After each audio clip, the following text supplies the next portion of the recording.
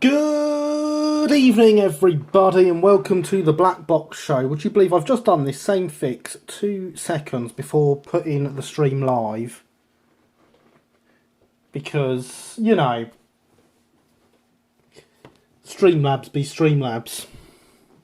It wants us to have black boxes all over the window. So hopefully they will go away in a second. There's actually 3 different black boxes there. There we go, that looks better. But yes, that is just Streamlabs being a bit rubbish. Good evening, everybody. Good evening, UK Train Spotting. Good evening, Max. Good evening, Alex. Good evening, Killian. Good evening, James.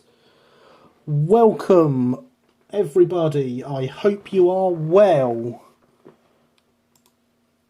for our stream that will hopefully be doing lots of different projects tonight. For some reason, the chatbot still thinks we're offline.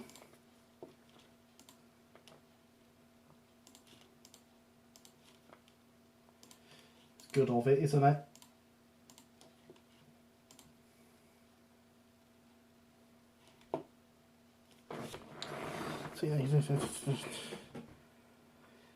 At this point, I feel like the black box is a part of the schedule, as do I, Harry. It seems that way, doesn't it? Again, thank you, James. I am well too.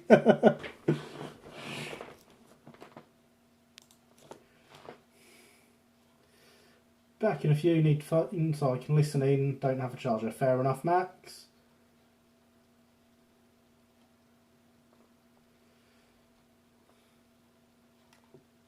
Chatbot.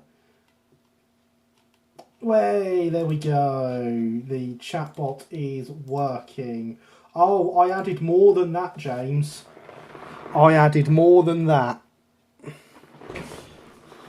I added some specially for you, actually, James. If you do ! commands, it will bring you up a link that will take you through to the website with a list of all the commands I've added. It won't actually tell you what they do. You will have to put them into chat to try them out. Ah, almost with that last one.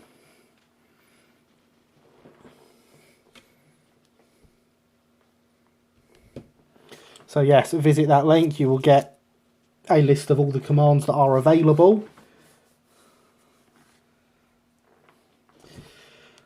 Tried being efficient with it all, but there we go. The chatbot didn't want to work. So yes, the reason we have multiple projects tonight, and not just the i3, which obviously is sitting on screen. Cake is indeed tasty, but it's also a meme, and I couldn't think of anything else for it.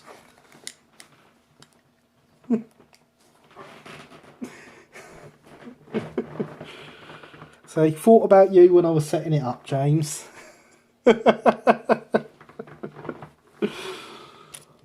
So yes, as you know, I've been working on the, or I hope you know, I've been working on the D1.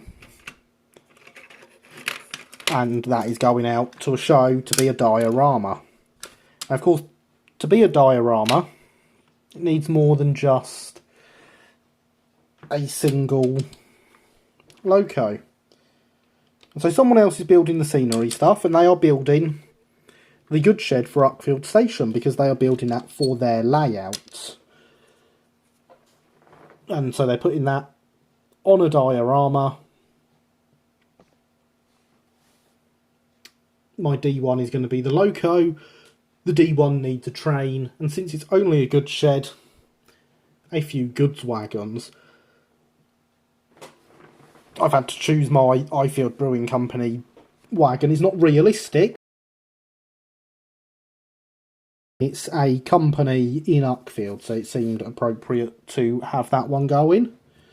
Along with the brake van we built in our very first streams, which, for those that haven't noticed, this is episode 26. That was 6 months ago. That feels like a big milestone, does it not, ladies and gentlemen? I certainly think it does. Thomas Meakin's kit, I'm sure every Brighton modeller has one of them kits. And of course the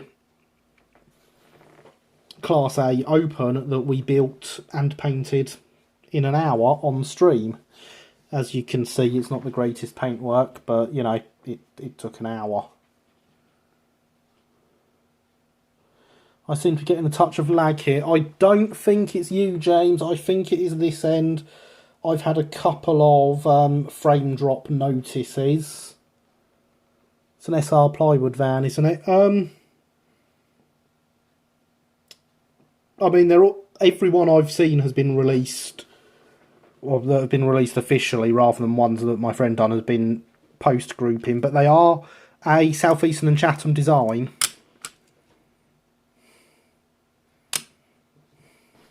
Good evening, Christopher. Welcome to the stream. It's good to have you here. How are you this evening?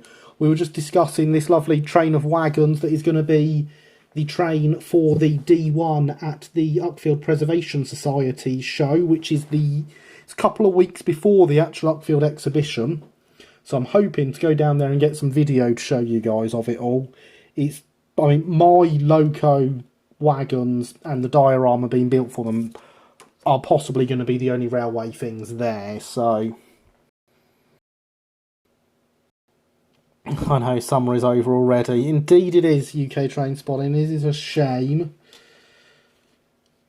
But yes, I'm hoping to get a video of it all so you can see the finished diorama. But you can probably notice, this isn't attached to the chassis yet. It doesn't have any glazing in it. This, not too bad. Could ideally use with a bit of weathering, but other than that, it's alright.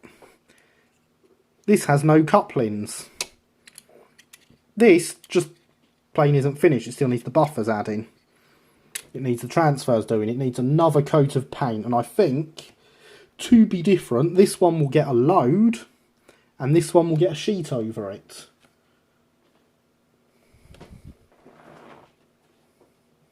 So, I thought, why not do them on stream? Even though the D1 project is obviously being done off stream. That's being done off stream because I started it about 2 years ago. So there was a good amount of it done before we ever got to this, and I wanted to get the projects for stream done without that jumping in and interfering as a halfway through project. Don't worry, there'll be another summer next year. Hopefully. Good, thanks. Just finished building furniture for today. Yourself? I am very well, thank you, Christopher. With my new purchase of a whole rake of carriages in 3D printed kit form off eBay. Hopefully they will be here and we can have a look at them next week to see what they're like. In the meantime, only 3 months till Christmas. Yes, indeed, James. My credit card trembles already. It's getting dark early already, my time of year. It is getting dark early already. Sounds awesome. Look forward to seeing the footage you get at it. Thank you, Christopher. Like that. Yes, je suis le vampire. I'm the same kid. Summer is overrated, winter is better. I like spring. Personally, I prefer spring and autumn to summer, but that's just me. Everyone has their own favourite times of year, obviously.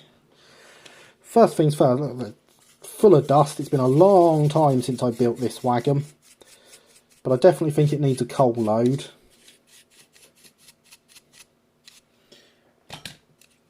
The good thing about that,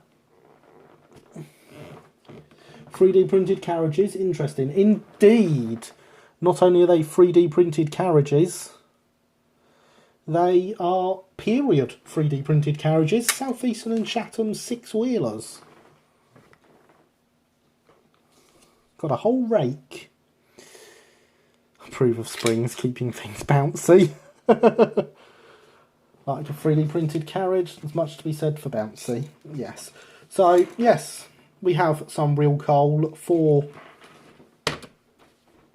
making the load. Of course, just pouring it in there and gluing it would waste a fair amount of coal. So we also have a sponge, used and cleaned, and with its scouring pad torn off. The coal was acquired from the Bluebell Railway, off of a steam engine. The sponge was acquired from Tesco, off of a shelf.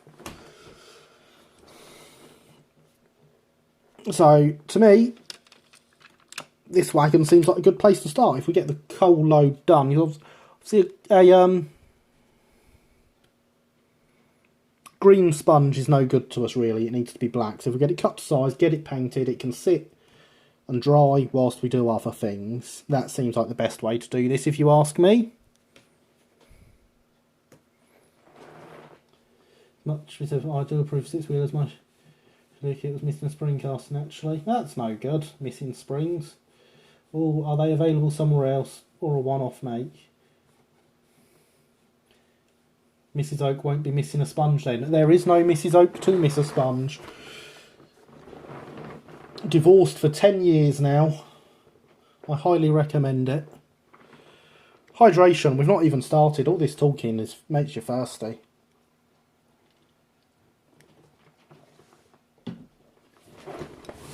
So yes, I think a good plan of action for this, we can get the sponge done, get it painted, get it to the side to dry. Get another coat of paint on the wagon, get that on the side to dry. Do not be sorry, Code Monkey. It is quite alright. I wouldn't get away with doing this in my living room if I was still with any of my previous partners. Trust me. It was hard enough getting the workbench up in here, never mind a camera and a microphone and all this. Thank you for that, Alex. Hydration is indeed important. Now, where are my scissors? Because scissors work for cutting sponges. Shocking news, I know. We're going to play a game shortly of how many items has Gary forgotten to bring over to the workbench. Hydration spam. Expected when I set that up, and very glad it's happening. 55 will do us.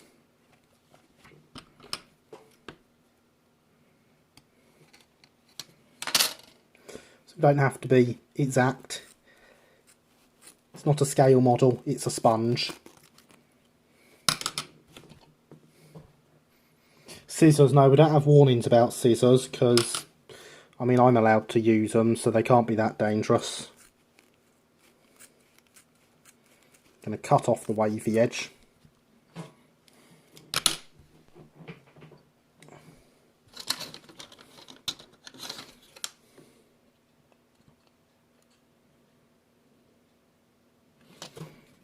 We'll go for just under 30 wide.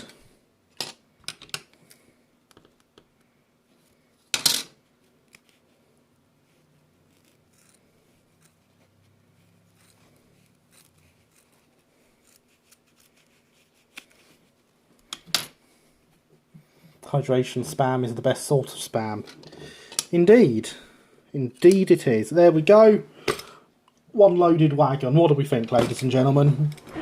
Beautiful. Quote of the evening, it's not a scale model, it's a sponge. I'm glad you liked.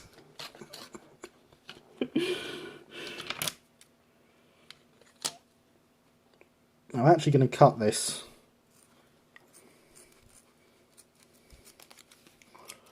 I'm allowed to use scissors, they really can't be dangerous. Good evening, Luke. Welcome. How are you this evening? I have not set up a command for sponge, unfortunately.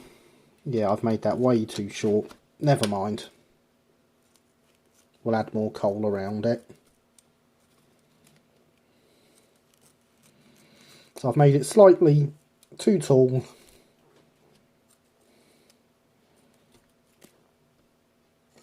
And I'm just cutting it to get a rough bump in the middle.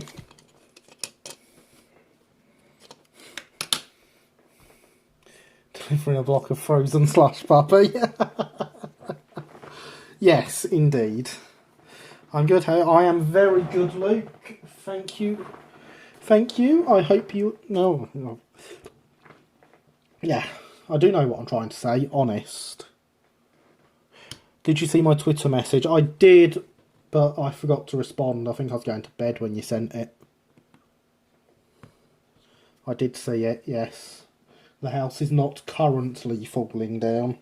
I did, however, have to fix my tumble dryer earlier. That was fun.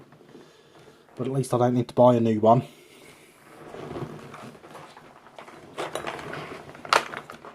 So the next thing we need is some paint. And whilst I have the tray of paints out, I should probably find the ones I need for that wagon as well. That's probably a better paint as a base for the sponge, actually.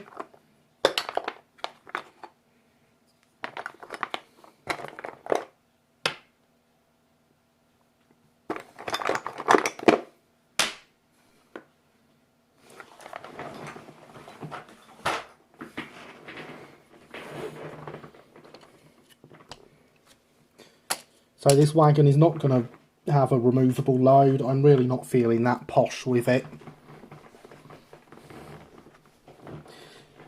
The sponge is there to stop us having to pour quite so much coal in.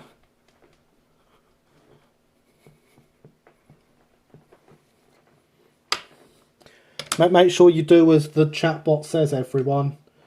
It knows what it's talking about, so I've heard. Of course, for those that aren't reading, it wants you to smash that like button or give it a gentle tap.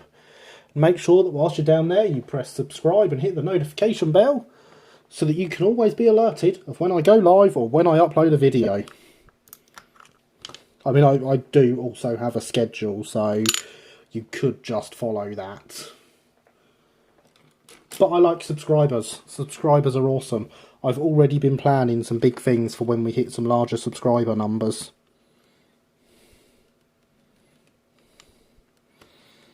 So yes, we're now going to paint our sponge black.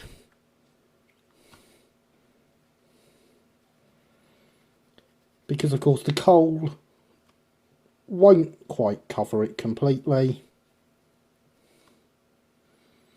So painting it black, make sure anything that can be seen through is black and looks more like coal. All this smashing can't be good for the like button. Probably not, but it's good for the channel. Self-aware chatbot, scary but not as scary as me. I don't know, you didn't seem that scary from the video you posted yesterday, Killian. Wouldn't want to break the like button, would you? Smashing the like button might damage it. It would send a message to YouTube that so many people like my channel, they should start paying me ad revenue. I mean, that would also require them running ads on the channel. I'm not actually sure I want the channel to have ads on it, but, you know.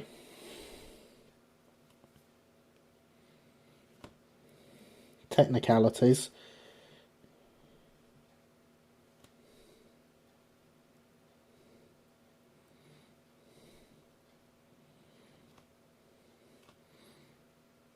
So the problem here is getting enough paint on that it actually soaks into the sponge and doesn't just sit on the surface. Because if it just sits on the surface, it's still green underneath.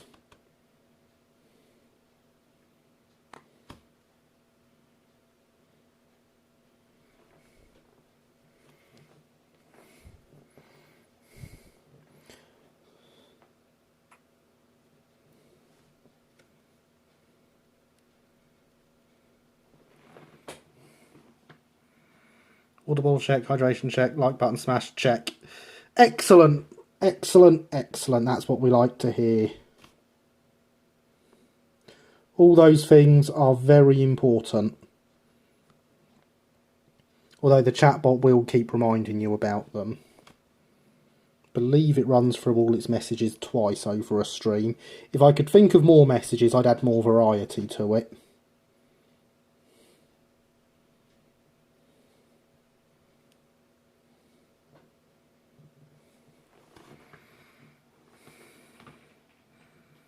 If you just get paid sponsorship from a manufacturer of soft drinks or sponges, like, or instead of YouTube running ads, you go Patreon and become a patron or something. Of course, I do have a Patreon link, and I have a donation link for one-off donations. Links are both in the description below. Both also have commands to give you those links in chat.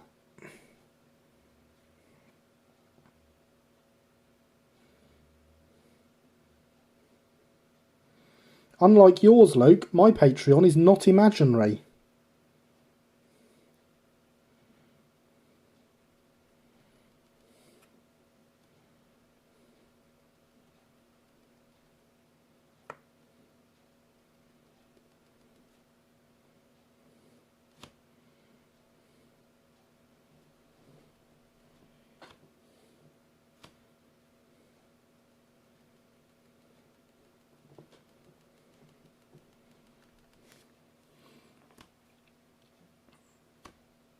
There we go.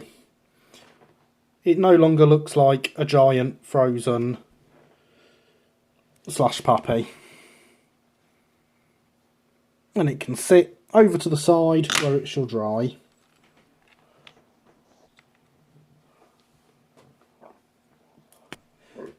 The thing about sponges, they absorb paint like a sponge. They do. I'd love to get a sponsorship off of a drinks manufacturer though. Especially one that creates generic black sugar-free fizzy drinks with a red label.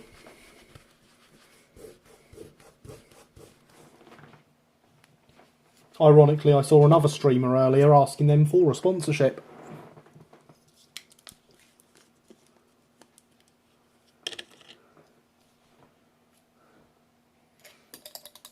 Testing, overturn, can hear you loud and clear. My family's Windows 7 desktop doesn't have any sound, so yeah.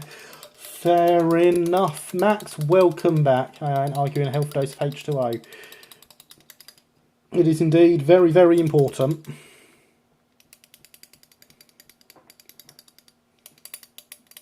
Making wagon loads, I see. We are making a wagon load, yes, for the Thomas Meekins coal wagon. Patreon donate. Yeah, there. Thank you, Alex. There is my Patreon and donate. I don't know why the Patreon one didn't work the first time. It looks right to me. I hope you're going to weather some. That will depend on time. This train is being done for the show that the D1 is going to, which is I have to deliver everything on the 4th of October. So, as long as I have time to sort it all out and weather it, I will. Here we go, look, let's clear all this off. We don't want to be covering this up, do we? Someone might not read it. See, the Upfield exhibition is very close to the station. It is indeed. It is a 5-minute walk from the station. It is absolutely brilliant.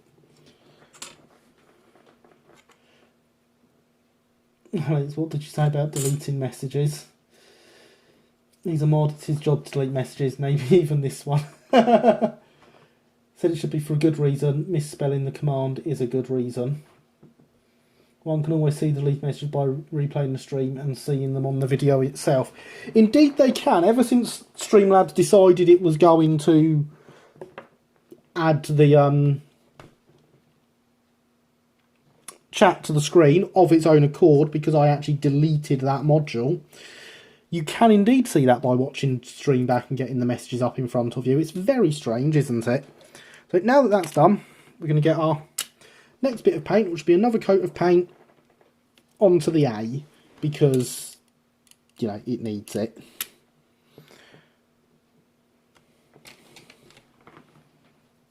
And then that can sit and dry. This will obviously need transfers, which I'm going to hate doing the transfers because I'm going to put a wagon sheet over it and cover them all up. It almost seems pointless. But there we go. Let's give the paint a shake.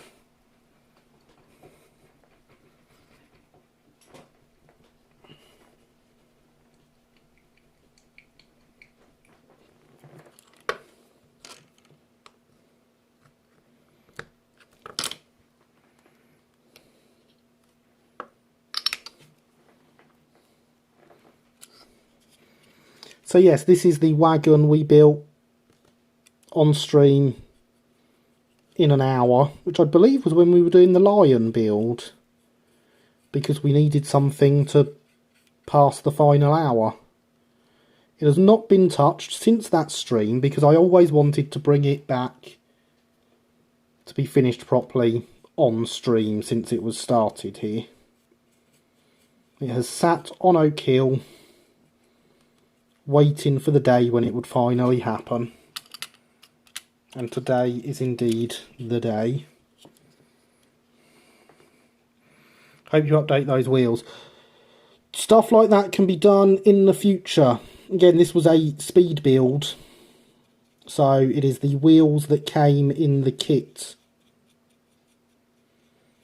They're not the greatest, but they're also not the worst. I've seen worse wheels than this, but yes, I am not a fan of plastic wheels, which is what this has.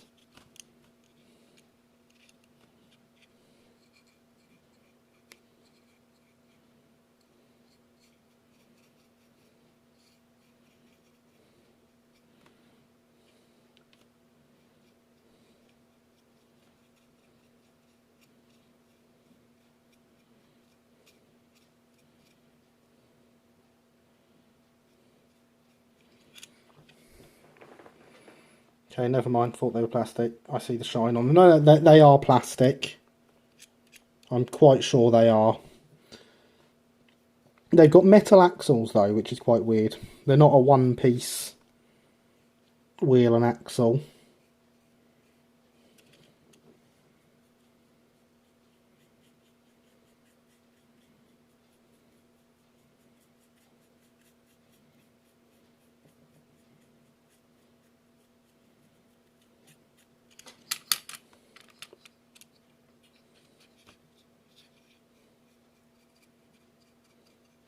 So yes, again, I'm painting all this, and yet most of it is going to be hidden by a wagon sheet.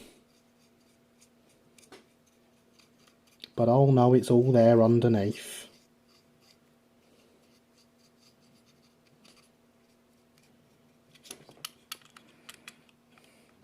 I do like a good transfer in, well,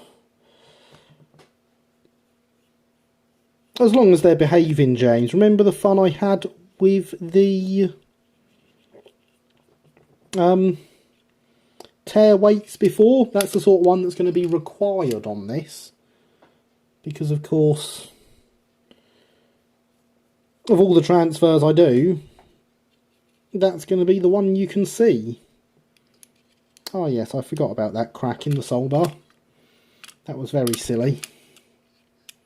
That was because I stuck the soul bar on in slightly the wrong place and didn't notice till it was too late.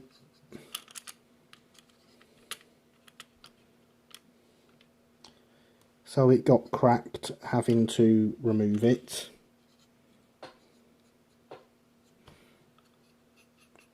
A silly mistake, but worse things have happened.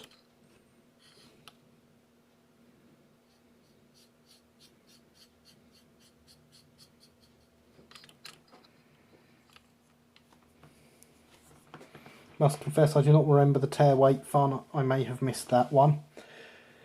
Fair enough. It was interesting. It took a while getting the tear weights on wagons properly.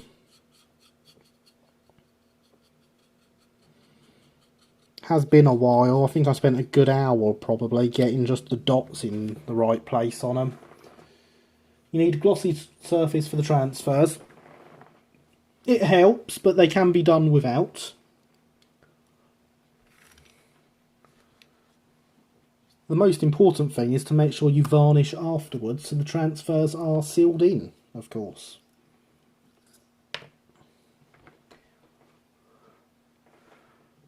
So now we're going to put this to the side.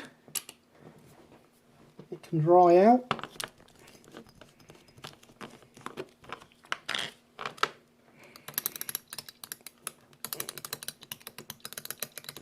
And the paintbrush can get a wash off. Yep, there's no paint in that. Doesn't look very clean, though. But it is. So, next things we need to do.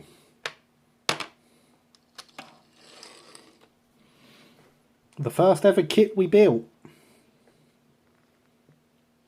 needs windows, well, glazing adding.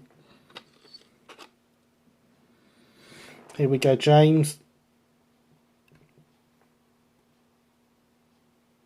There is the tear weight at the bottom. And compared to my fingers, I'm sure you can see just how small those dots are. So that was fun. I prefer to use decal setting solution with my models. It's so much more durable. Yes, but it's still best to always varnish over them to make sure they're sealed properly.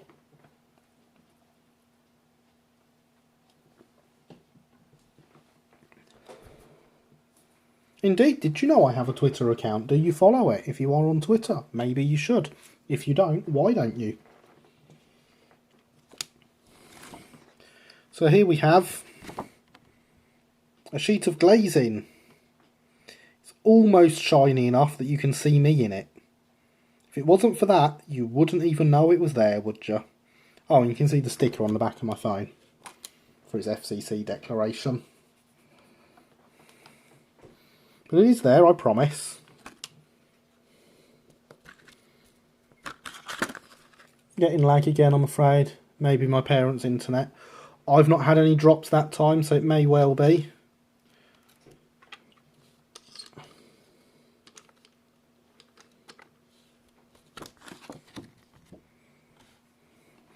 So I can see the teeny dots. I recommend using a cocktail stick to position decals.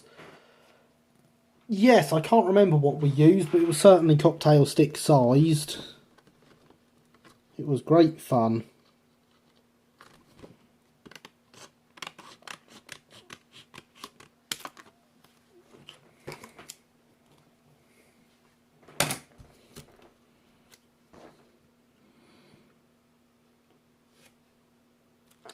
There we go. Plenty of glazing. Just want it on the inside of all the windows. I actually lost where I put it there.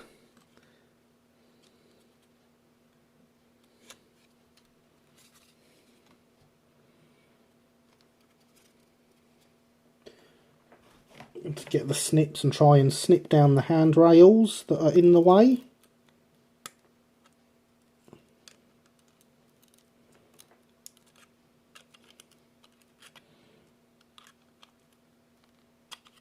As they are by now well and truly stuck, so removing the sharp bits from the inside probably shouldn't do us any harm.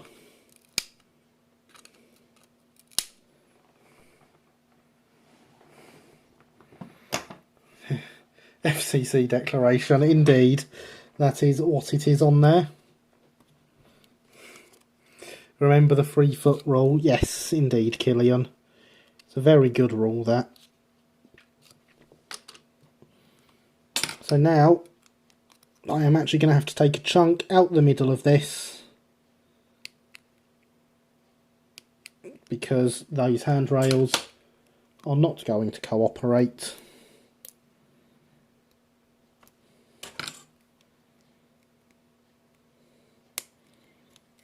I'm not getting them cut short enough. This is just going to have to go round them. Position's good, needs to be a bit deeper. I do like having decals for numbers and text custom made so I don't have to line up individual letters and numerals one by one. Yes. that is preferable. I believe there are some tear weights on the sheet of transfers I had that are set and done already and can be done as a single transfer. But I think they were all wrong for the brake van. I could be wrong, they might not be.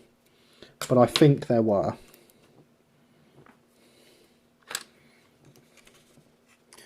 The 3 foot rule, Luke, is if you can't see it from 3 foot, ignore it.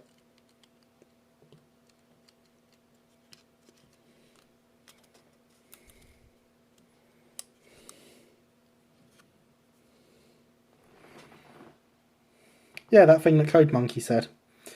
If your model of driver has 3 feet, send it back, as people only have the 2. That's also a good rule. Right, so I'm just going to take the corner off of this as well. And that should leave us with what we need to get around the handrails on this door.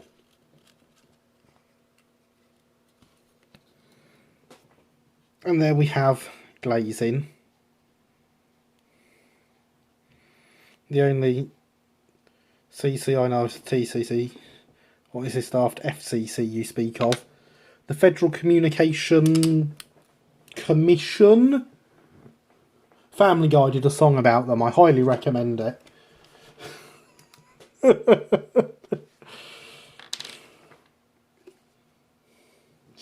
Exactly, Killian. Normal viewing distance is 3 foot, so if it can't be seen from 3 foot, it's kind of pointless.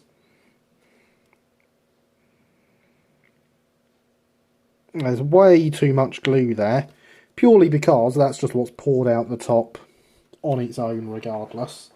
Where have I put my pliers now? There they are. The good news is, this being glue and glaze, you will not see it once it's dried, no matter how much I use. I was working in theatre once and the director was trying to get us all to cover over a small hole in some scenery about the size of a keyhole. LB&SCR, I see. Never.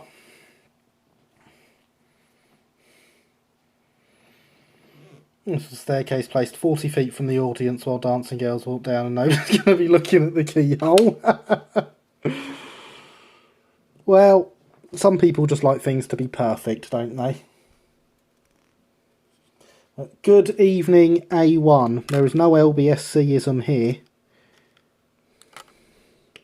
Never. Oh no, it's upside down. That's not what we wanted. Now it's going everywhere.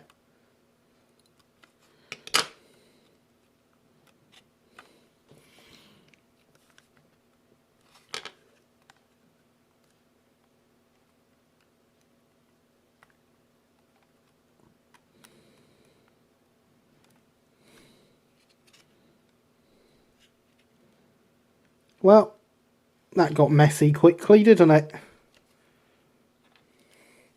Never mind, they're in now. Again, deluxe materials, glue and glaze, it'll dry perfectly clear. It won't be a problem. TCC, Technology and Construction, here I'm worrying about 0.05 mil on the box tank.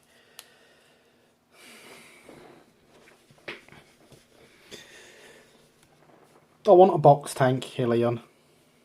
Of some form. Preferably Nielsen. Just saying. Silly Barclay and Co. making box tanks and making them look like Nielsen's, and people that know more than me pointing it out.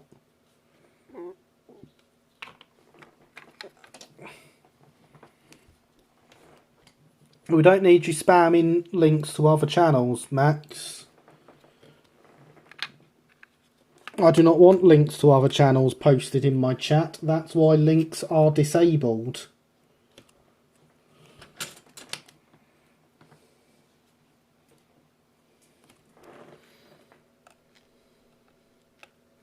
For another channel to get a link posted, it needs to do something for me. Which is why we have 2 commands that allow other channel links to be posted. in Sussex. Good luck justifying it. I like it and I want it. That's my justification. How's that? Will that cover it?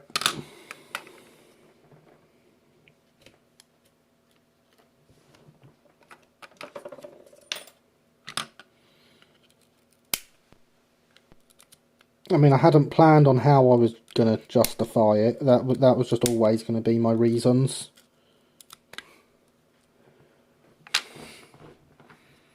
That's why rule 1 exists. Exactly, Alex.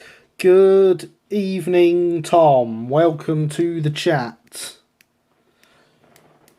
How are you this evening? It is good to see you here. Lost where I put my window. There it is. We are finally adding some glazing to the brake van that we built in the first streams 6 months ago. As this stream is now 6 months old, and it seems a bit weird that. Am I allowed to post a non-existent link to my non-existent Patreon where you can make a non-existent donation? Of course you can, Luke. You can post all the non-existent links to your non-existent Patreon.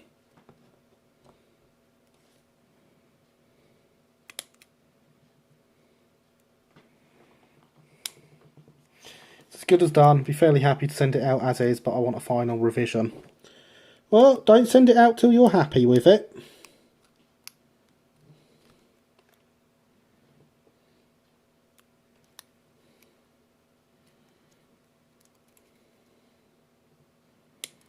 I love the amount of detail you're putting in. It blows the one I scratch built right out the water.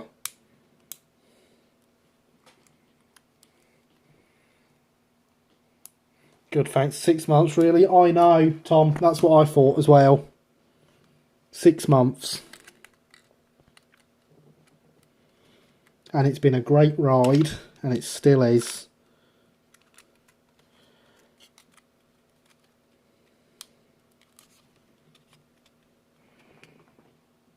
Non-existent link posted. I really appreciate the non-existent donations. They mean a lot. Not a problem, Luke. You can have all the non-existent donations. Meanwhile, for those that would like to make actual donations, I do have a Patreon. Link can be found by typing !Patreon in the chat or by visiting the description down below. Or waiting for the chatbot to tell you about it, because it'll do that in a bit as well. I can't remember what order the messages are on, so... Okay, there's somewhere on our end we can follow your progress. Thank you very much, Harry. The Europa will eventually come, because I promise you, it will be excellent to see the Europa, Killian. Finally somewhere I can invest my non-existent savings.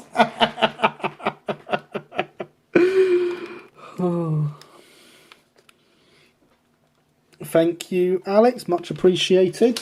So I'm only plugging it because Luke was mentioning his non-existent one that he does as a joke. If you want a laugh, though, do go and check out my Patreon announcement video I did. So I only actually set up a Patreon because I had been asked by people if I was willing to accept donations. And if I'd set up a Patreon account to accept donations. So I did. But yeah, I put a lot of effort into coming up with a decent script and stuff for the Patreon announcement. It is well worth checking out. So there we go. The doors were glazed until that bit fell out because, of course, this being a PVA-like glue,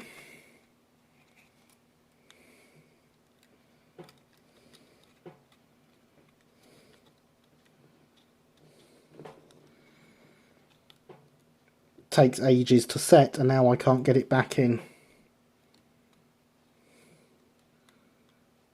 I love how Alex is posting about all he's good for and not messing up, and meanwhile I'm knocking windows out my brake van.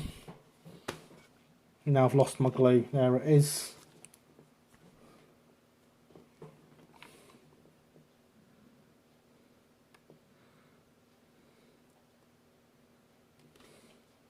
Put a few more dabs of glue in there. Because I know it'll dry clear no matter how much I use. You can actually use glue and glaze to make the windows themselves. You run it round the edge and pull it across. It is great stuff and it does make great windows. I'm just not very good at it. So I just use it for gluing in glazing. You can see there's Classic Thomas paper in your modelling room. I need some of that. Got a whole roll of it somewhere. So I can find it. You can have it, although I'm probably never. I get my P8 bottles to less up, Luke. Thank you. But yes, Alex, you're good for much more than chat commands. You actually did some stream moderating the other day when we had a visitor.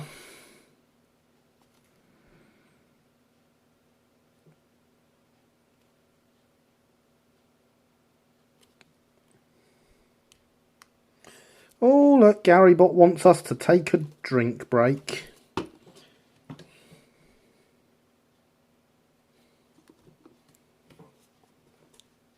Garybot 3.0, programmed by Garybot 2.0 to be less intelligent and therefore not a threat to the existence of Garybot 2.0.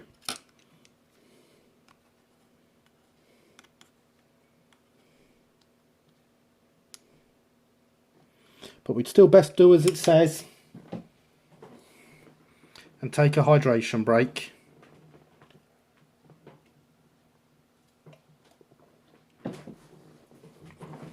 Randomised hydration. I said, yeah, it pops up a couple of times over the evening.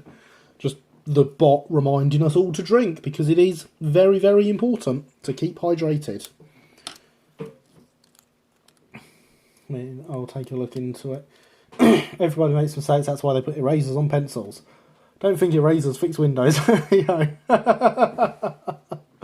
Oh yes, the glue is a window here. Yeah, so I've attempted to use deluxe material, glue and glaze for stretching across and doing the windows as it's designed to be done, but I've never been very good at it.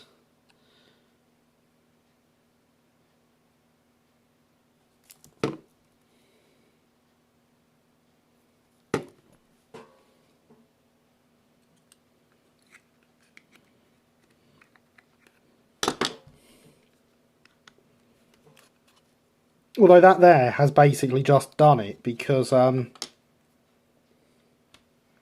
that's not the window there, that's just the glue and glaze over that. The window is still down the bottom here.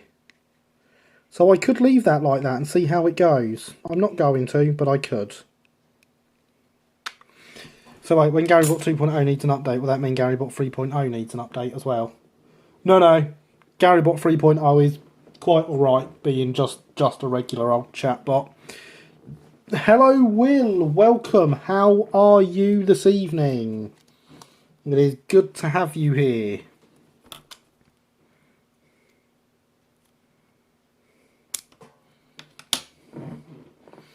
We are working on some bits of stock that will be going to form a diorama with the D1 that is currently being worked on off stream and just getting video updates.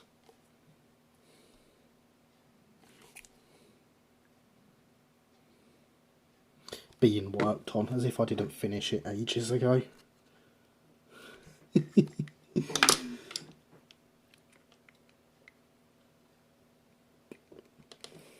I'll be honest, I didn't actually finish it ages ago, I finished it last week. Needs to be a command to remind us to breathe too. Oh, I'm getting a...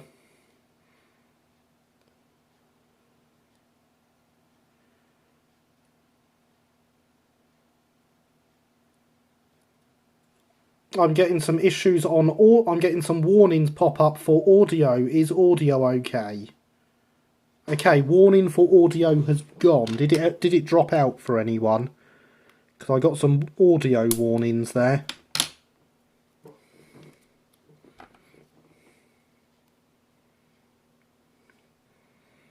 Can't wait till progress commences on the i3. Indeed, that is what we want, is to get the i3 done as well. Seemed fine. Excellent. Thank you, Alex.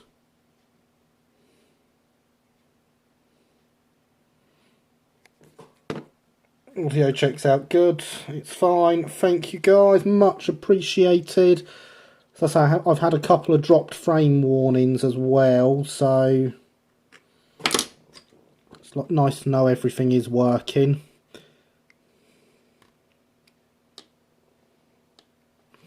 There we go. Glazing is in. So the windows on the doors, I know what I'm trying to say, are already starting to dry out, and you can see already that they are nice and clear. So you can also see the glue on the one at the back there that hasn't dried out yet. So they are drying nicely. Once they are done, we will be able to get the body stuck to the chassis. I don't want to do it in case I knock a window out again. That would be silly. We shall pop it over here with the bits that are drying for now. Nothing there is yet dry. However, we do need to add couplings to the Thomas Meakin wagon. Maybe it was a glitch. Excited for painting. At least the PVA is dry and clear. It's not PVA. Glue and glaze and does in fact dry. I find dries than PVA does. Two free links there. Perfect. But yes, I believe I have a logo behind me where I've used the glue and glaze as appropriate. I do.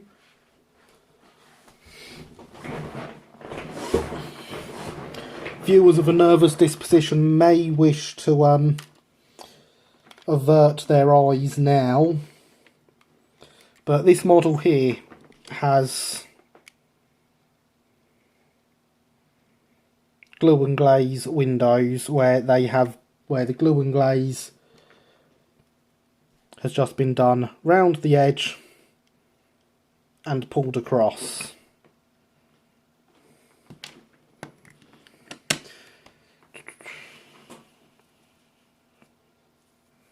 Lots of lag. Excellent. I'm hoping we're all back now and you all saw the thing that doesn't exist.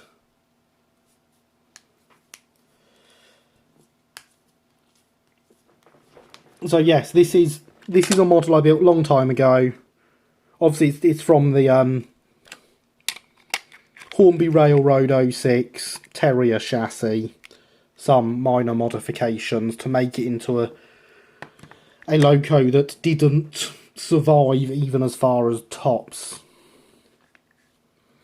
But it is a good example of me using glue and glaze to form the window and it messing up royally and going all concave and just looking terrible. Which is why I now use glue and glaze to glue in glazing sheets, because they don't go concave and they don't look terrible.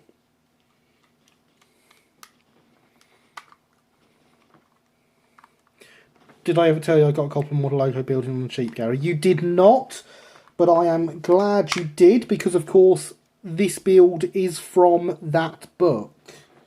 It is an excellent book. I would definitely recommend it. Reading that book, Gary likes to deny ownership of diseasels. I do indeed like to deny ownership of diseasels. But yes, that book is where I started to develop my methods of modelling from. It is a very good book and I would definitely recommend checking it out. I would post a link, but I don't even know where you can get it anymore. It's probably on Amazon. Those glue and glaze windows look fine, but that doesn't look very Brighton.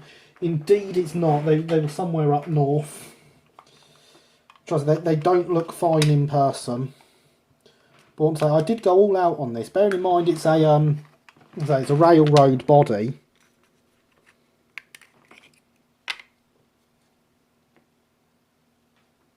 I even gave it a cab interior. You know, the windows are very, very concave. So it's, you know, fully detailed, but you can't see inside it very well. And it put me off using glue and glaze like that.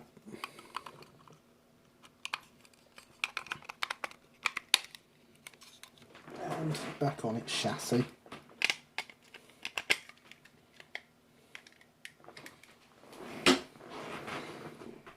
£55p second hand from a certain online retailer named after a rainforest logo. I believe they're named after the rainforest. To be fair, I'm a Victorian model and I own a Pendolino for some reason. Interesting. That's how much it was anyway. A Victorian time machine based model. Was that an 040 before? Yes, it is it is the Hornby Railroad Class 06 diesel shunter that comes in a variety of liveries. I believe that one was BR blue. Which it obviously isn't anymore.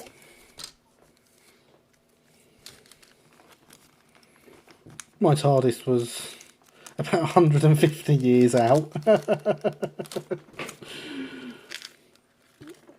So yes, I'll say what we need to do now is we need to get couplings on the Thomas Meakins wagon.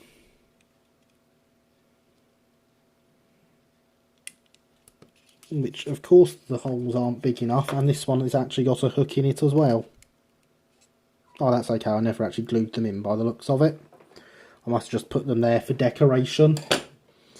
Because this was built before I decided I was definitely going 3 links. Yeah, it's not quite a deep enough hole.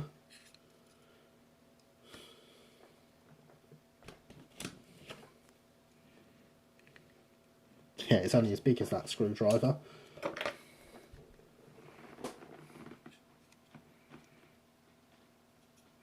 Hello, Ballast Man, welcome. Do you use tension lock or chain link? I use scale couplings. Do you see any tension locks? All sprung scale couplings on everything.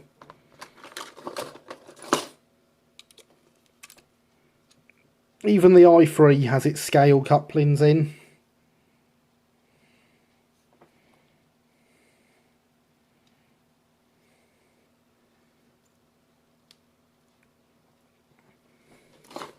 It's looped round on itself there, that's interesting of it.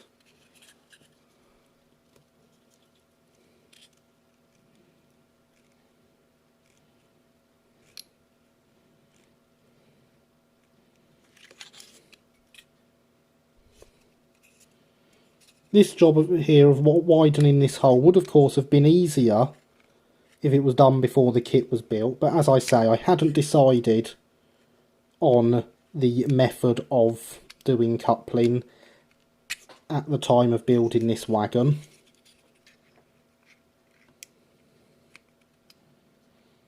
So I didn't own any of these to know. Is it Smith's couplings you use? Yes, always Smith's couplings. I like to standardise. They are nice and cheap. These are the LP1 etched brass 3 links. I also have a variety of others.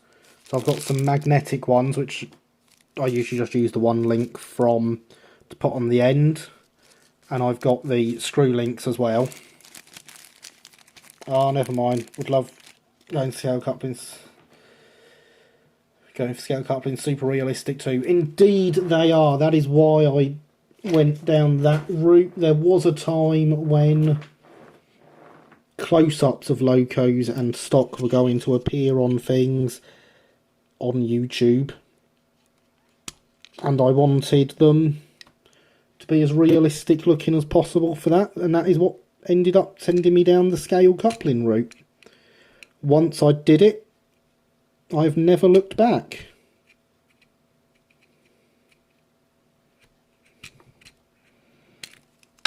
There we go.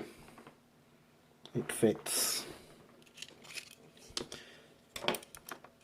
Pull that back out really before I end up breaking it. As I say, opening out these holes would have been much easier before the kit was built.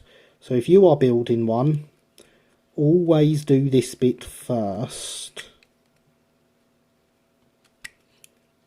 Well, yeah, at least know what couplings you're going to use, then you can plan for it. Because when I built this, there was a chance I was going to stick with tension locks because they just work.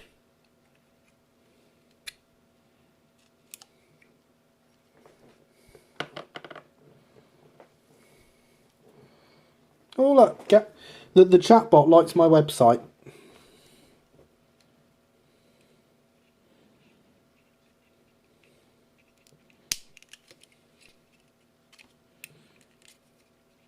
I did not do the design for the website, evidently. Obviously, I built the website, but the design was done by a friend's daughter. Quite some time ago now. I've used the same design on a few different websites of mine. It's become a sort of trademark thing.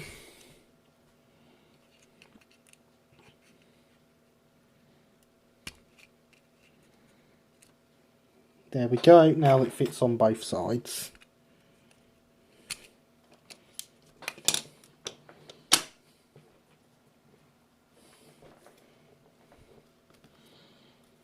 So as long as we have all the stuff here, which it appears we very much do.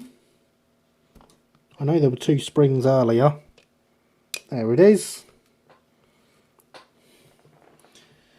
We can build couplings. If you've had any locos that are from Hornby or Bachmann, do you know if it's easy to replace the dummy hooks with a Smith's one? I don't think I've done it on any modern ones. We will on a future stream be detailing and backdating a Bachmann H1 though. So when we do that, we will be fitting the Smith's couplings to that, and we will find out.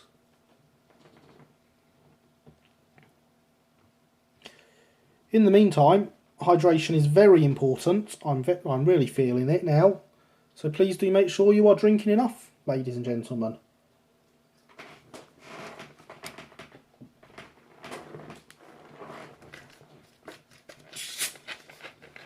Now I'm going to refill for the next time.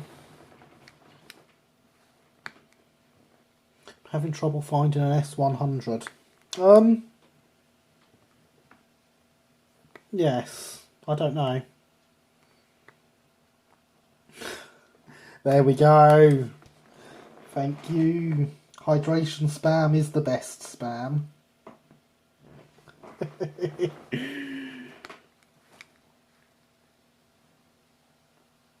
Some may have the hooks not pre-fitted, but in detailing packs, in which case they may be easier, but you may still find larger hole. Thank you, just nearly finished my J36, wanting to look better with Smith's hook.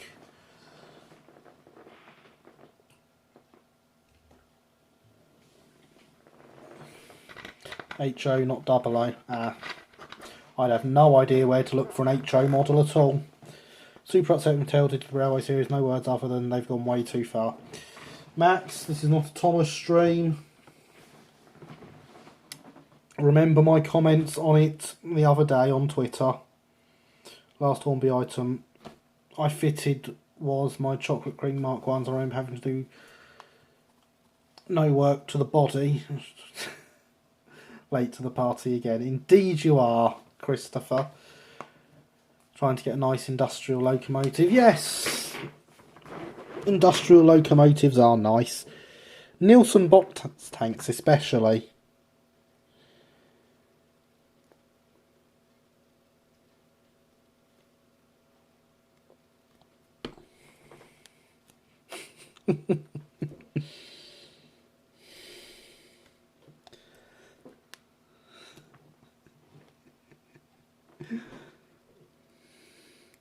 Glad you are all enjoying my chat commands. That was the whole point of me setting them up.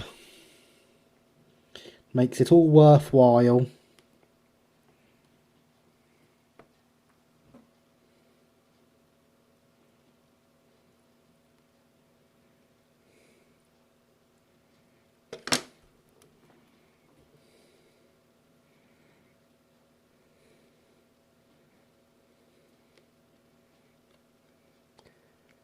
This here, of course, is the fiddly part of the job.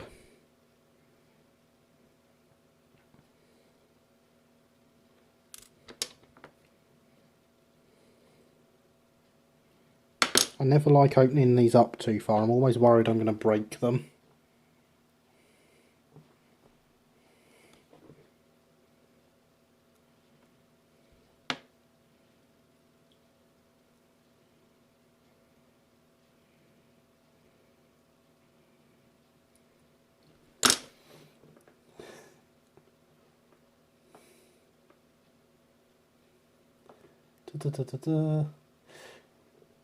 God, I'm missing loads of chat here. Lots of use of that. It's alright though, I'm enjoying stream regardless. I'm glad you're enjoying the stream regardless, Max. As I say, we don't need to sit here and hate on Mattel. This is a nice friendly stream.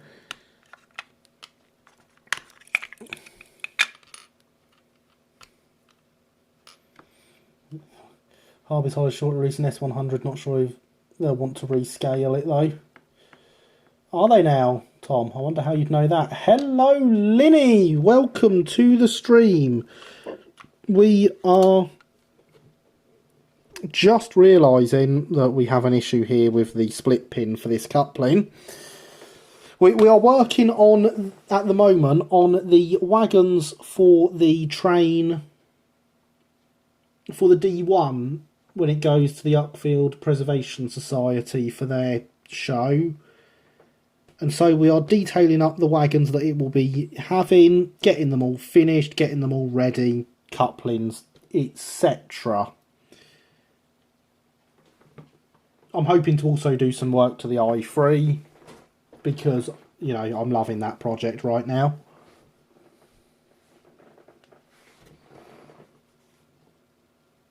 Of course, you know each other from your club, don't you? I've never heard of them. You should, Max. They're good. Hydration, spam, glue and glaze, and a diesel. Yep, we've had plenty of that, James. Well said. So good news. The money for big layout sorted. You won't have to be put away tonight. I can say where it is. Excellent, Christopher. That is good. Proof big layouts. Indeed, James. Still jealous of your 00 that you've got the track plan done for. Neither would Iceland asked me to test 100 for them. I'd heard of them before you came along, Tom. I'd never bought anything from them before, though. Well, you should definitely add a flux command. All commands can be added. Not a problem, James. So, I was told S100, Great East Engine, Evening Tom, USA Dock Tank. There we go. I'm caught up till you all start talking again. So yes, whilst I can put that in there nice, if I put the split pin through, then it's just not going to fit, is it? I mean, I could cut it down, but even then I think I'd struggle to get it in there. I'm going to try that anyway. I've got loads of these split pins spare.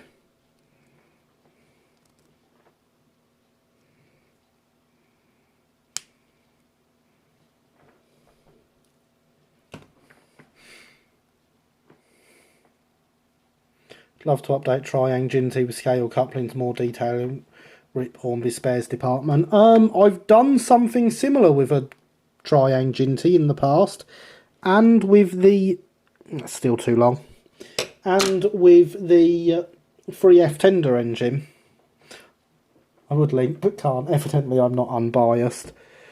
No, only the mods can link to things. I see, thank you, James Specs. Again, double A North East of England. Interesting what you... Yes, 150. 100s, love that class. USA dot tanks. Worked all around the world. I've never have one near me that worked at a power station in Georgia. Very nice. I have a S100 as well. Just saying. In HO for that matter, actually, I think. Yes, I think I do actually have an HO one. Thinking about it.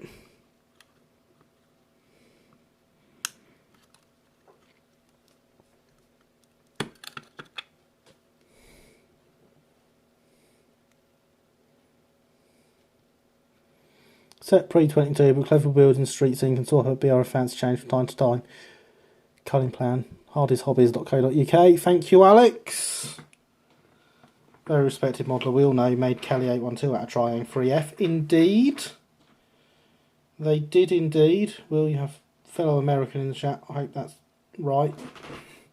Plus industrials, though, the age separate interests provide alternate shunting power.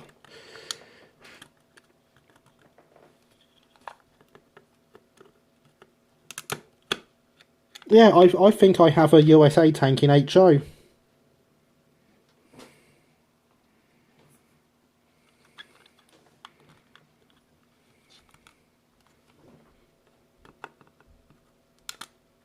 It's an old Hornby model.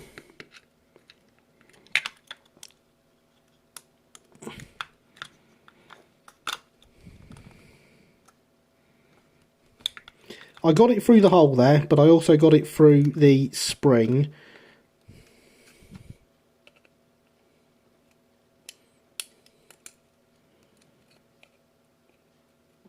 That's going to have to do. It's there.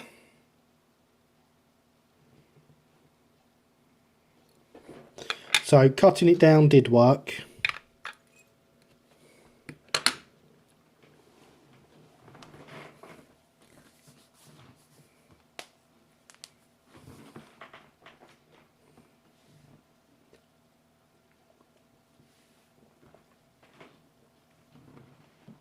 No, Max, I don't mean Rivarossi, I mean Hornby. Hornby HO. It's old.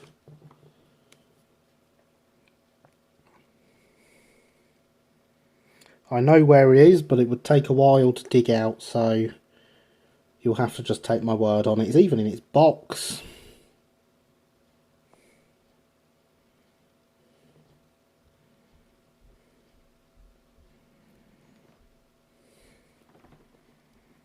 What's your F?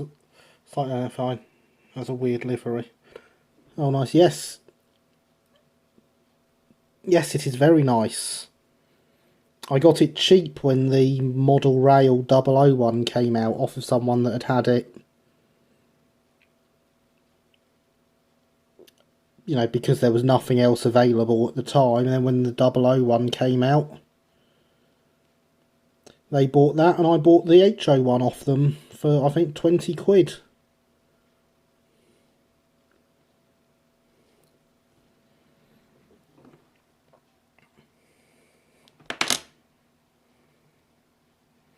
With the truck, transfers custom made by you, or did you buy them?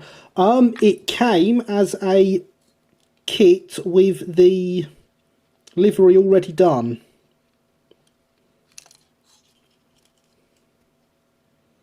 So that is a factory applied livery.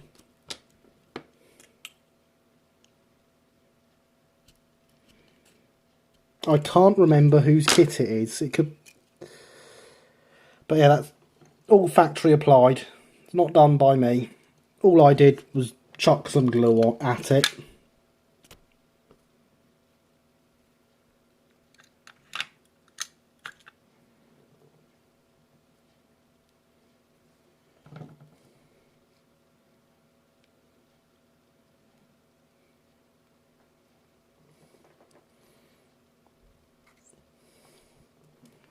15 people. Oh, excellent.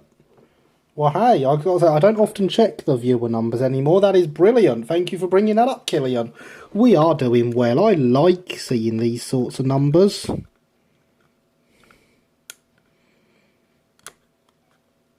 So, hello, everybody. Thank you for being here.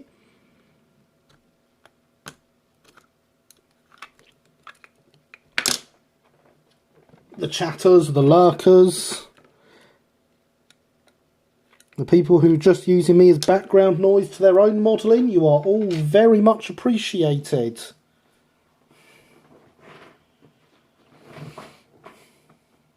UF040 version of the S100 needs to get the model restored. So Photos got extra and hoping to repower it with a lifelike tea kettle chassis. Fair enough, Max. I'm sure it'll look good when you're done. Painted detailing, yeah. So there we go. There's Gary Bot plugging the Patreon.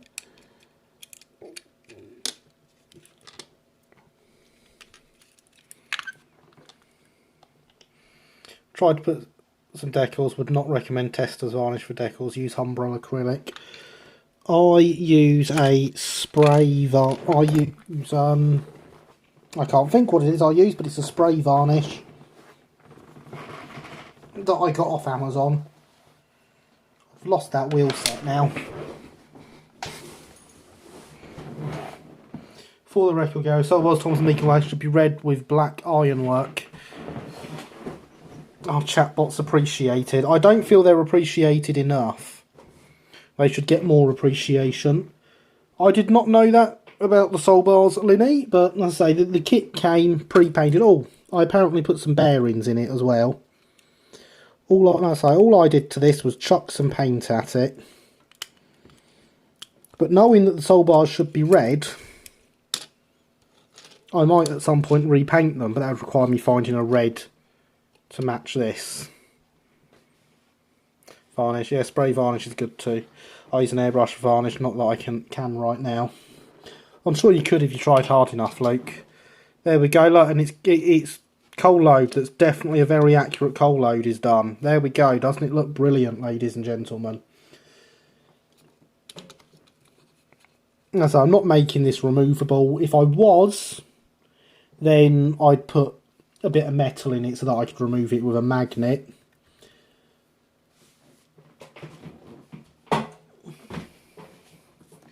But not today. It's a Slater's kit. They came pre-printed. That's the one. It's Slater's. I couldn't remember whether it was theirs or Cambrian. Man, two fellow Americans. Lots of Americans here tonight. Excellent. My international viewers are very much appreciated. I don't know what time it is in your parts of the world. However, I'm sure it's probably a lot more inconvenient a time than it is for me over here, where it is currently 20 past 10 and my phone is telling me to turn it off. Get some scale link couplers for my earphones. Hang on a second while I try to find it.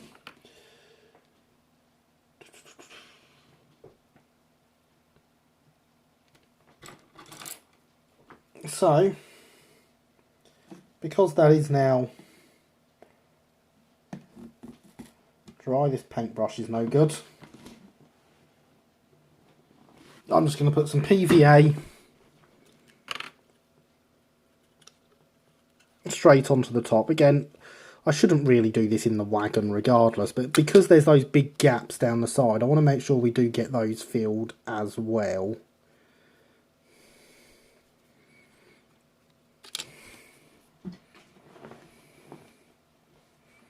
Ensuring around 4 to 5 after school and work. Oh, that's excellent. We'll just start past 5:15. It's kind of easy. Brilliant. Well, that is good for you guys then. I am glad to hear that. Of course, it's 20 past 10 at night over here.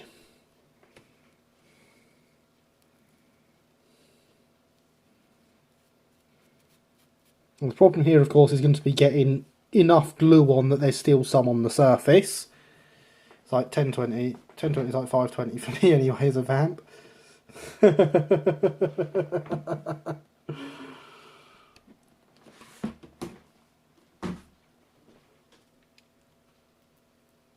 So yes, I'm going to get lots of glue on there. I would pour it, but it's a gallon bottle of glue and it's just going to go everywhere if I did that. What I will pour, however, is some coal.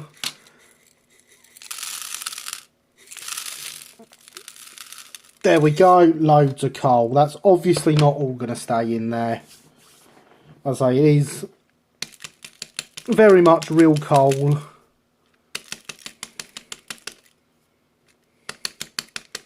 Oh look, we've knocked the brake gear off. That was silly.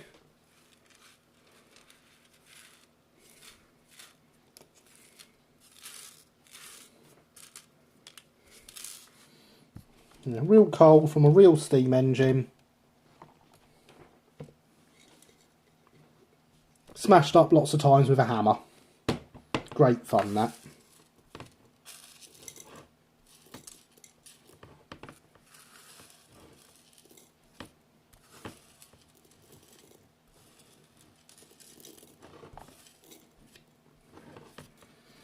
Because coal is one of those things, one of very few things that does scale accurately by making it smaller.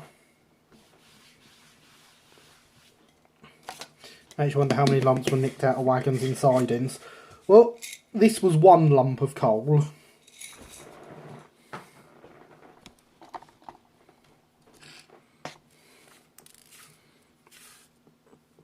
I don't imagine many wagons stayed full for too long.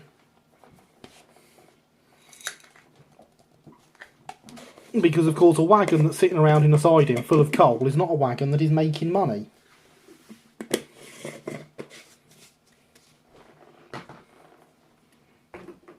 I make my own ballast with a hammer better than the gravel one buys.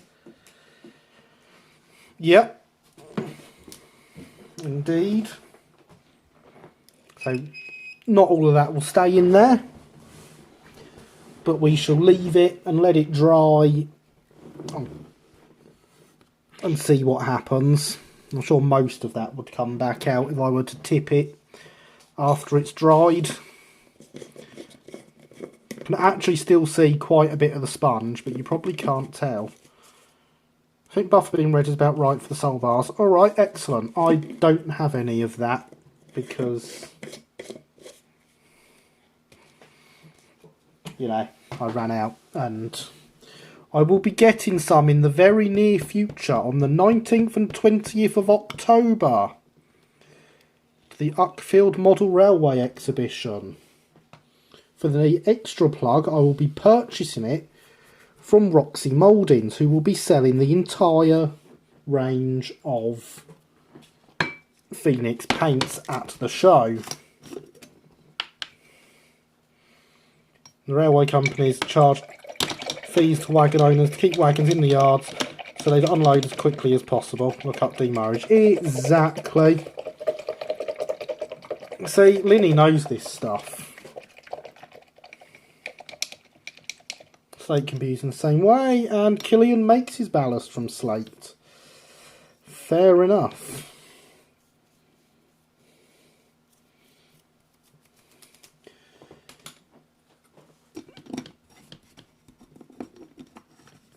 Yeah, so my plugs are working, are they, Linny? You're going to come along to the show now. I want you to be able to see it. There we go. You can see it again now.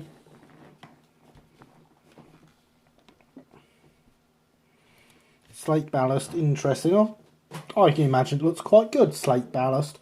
I'm quite lucky here in that the Brighton used shingle for its ballast. And it got that shingle from Eastbourne Beach, specifically the Crumbles at Eastbourne, which now has a shopping centre, a shopping complex and houses and stuff built on it. However, as you can probably tell from my knowing that, I'm very local to there. Be at the show and you know it. Well, yes. Welsh Railway has the right looks, large overflow. Found my UFO 40. Excellent. So I'm quite local to Eastbourne, so I'm sure you worked out. So I can drive 10 minutes down the road with a container and nick a load of sand off the beach. And I have pretty good scale, accurate scale Brighton ballast. It's excellent. As I say, there's still actually a lot of the sponge showing through there, but because is the Crumbles what's now Sovereign Harbour? Yes. Sovereign Harbour, and there's an Asda there. There used to be a cinema, that's closed now. Asda, Matalan, Sports Direct, that sort of place. But yes, it is. On the National Library of Scotland Old Maps site, they have a map that shows all the narrow gauge lines that ran through Eastbourne for the shingle extraction and to the gasworks.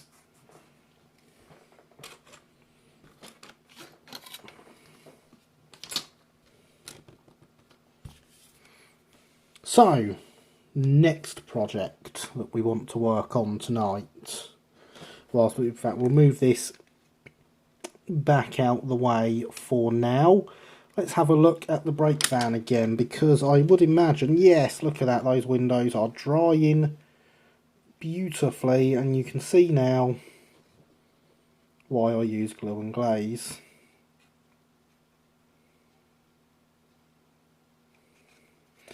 Can anyone else see a face on that 08 from this angle? That depends. Is it my face? Crumbles, did they have custard too? They did not, unfortunately.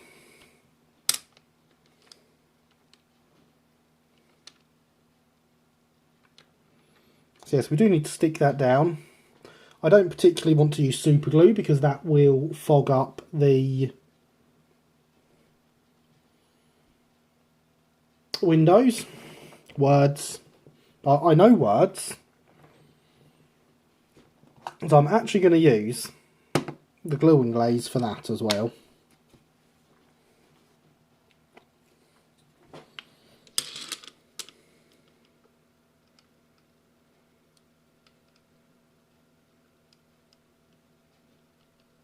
Now that the windows are drying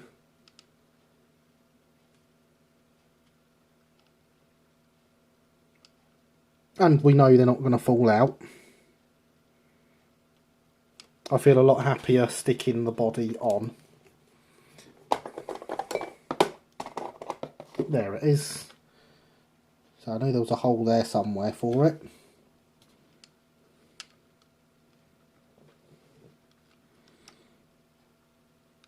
So that can sit there. And a crumble and custard narrow gauge railway. Been reading from the late Colin Binney, have we? Tell you what, actually, the other day I was tempted to do a wagon up as H.G. Wells' Red Weed Merchant or something similar, just to see who got it.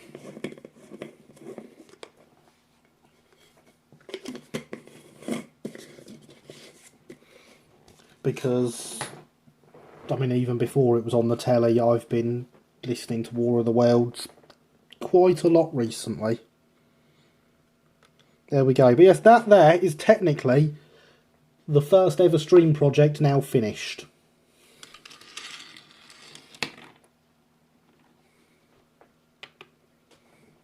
It's about time, isn't it? Really should have been faster with that. This one needs weathering, but I don't think I have anything in here to make a black wash with. Because I make my own washes, or for that matter, a brown wash. Ooh, milestones, indeed.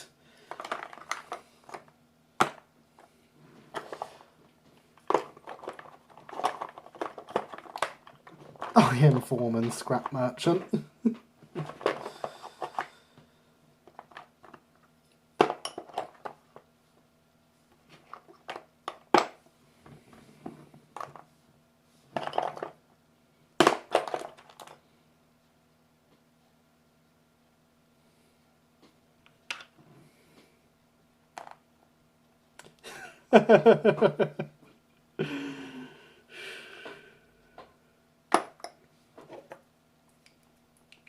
I appear to have some paint for a black wash, but nothing for a brown. Do you know of who the ballast was being shipped to? Would love to know. The Brighton. It was the Brighton's own shingle pits for the the London Brighton South Coast. It was their shingle pits for extraction for their own use. All internal stuff. Hydration, ladies and gentlemen. We are halfway through the stream now. It's very important to keep hydrated.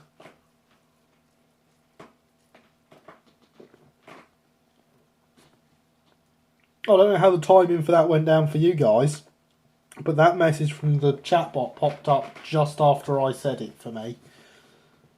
I did not realise that was the next one.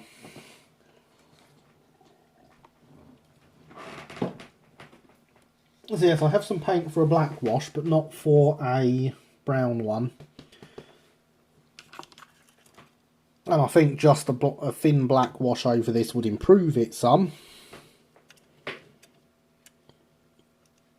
Certainly help hide the SR that I've scrubbed out on it. Are you sure none of it was delivered to anyone else? Yeah, it was all their own internal stuff. They had a pit at the Crumbles and they had a pit at Cookmere Haven. Both used for the same purpose of ballasting their own lines. We're going to get some more paint on the interior of this. I'd like to see an alternate universe narrow gauge departmental ballast logos in full IEG. See, I have no idea what worked the narrow gauge lines. I believe it was all horse operated. They didn't have any tracks down to the one at Cookmere either. That was all taken up to the main line at, I believe, Glynde is the closest station in road wagons. I believe.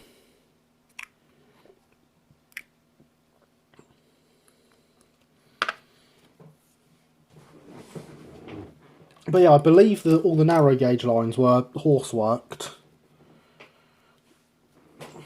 Interesting. It wasn't the one at the Crumbles, a sand pit. I've seen pictures of shingle extraction there.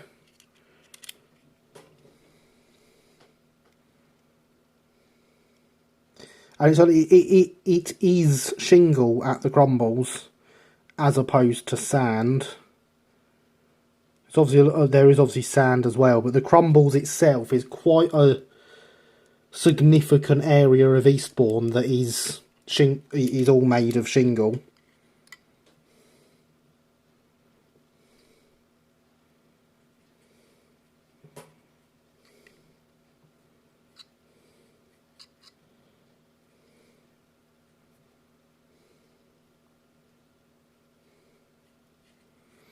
So I'm now painting the inside of a wagon that is going to be sheeted. Let that sink in, ladies and gentlemen.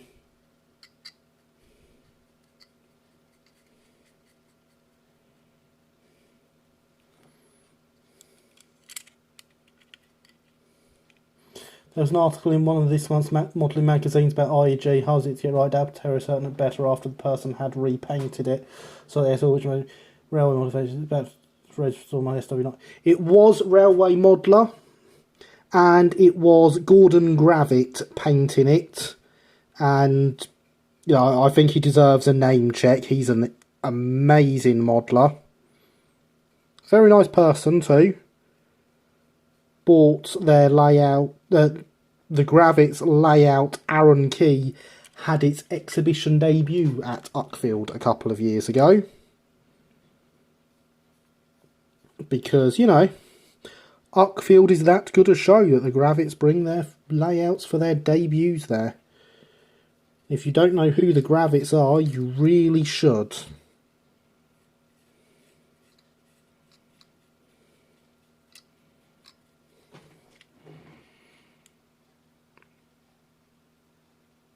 Back and ready to restore my SW9 to a better form of running order. Good idea. Could have been one or the other, I recall it off the Yola Aslef website. I will have to go and have another look there. Yes, I remember it being mentioned on there. I can't remember where I've seen photos of the shingle extraction there, but I have certainly seen them.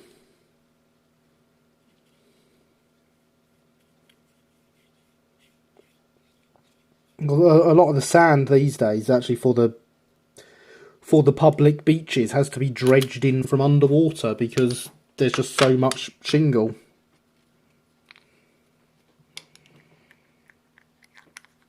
So there's a lot of people from the southeast modelling the southeast.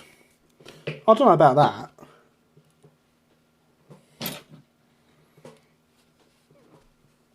I know there's at least one other person in this rural... In fact, no, there's at least two other people in this little rural hick town I live in modelling the LB&SCR though.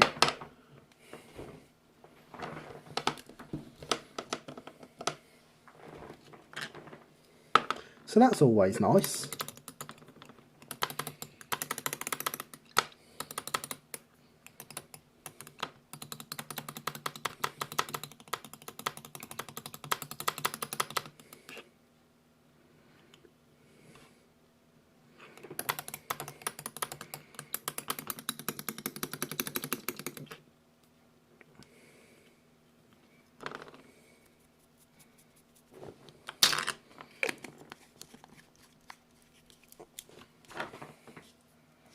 Northeast and wrong continent. Indeed.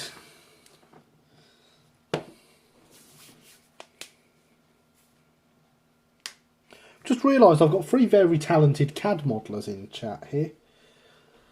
It's always a skill I wanted to learn, never a skill I've been able to pick up.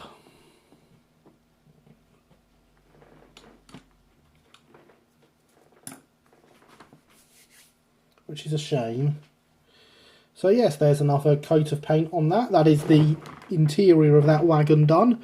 So that will just need another coat on its black bits before it gets transfers and a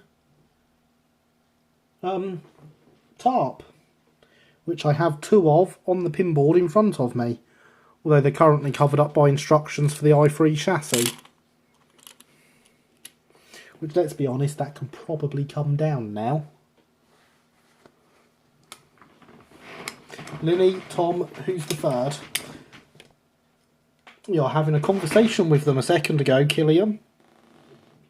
And I believe there was you as well. I never even... There's actually 4. My God, you're all brilliant CAD artists compared... And I'm not. God, there is 4 of you, isn't there? God, why do you all have to be so talented at things that I want to be talented at? Not in the southeast, I'm in Scotland. Sync tweet GFO 440 and video Dirty Dance trains with the locomotive plan to use. Try not to laugh restoration. Also, falling asleep. Am I boring you, am I, Linny?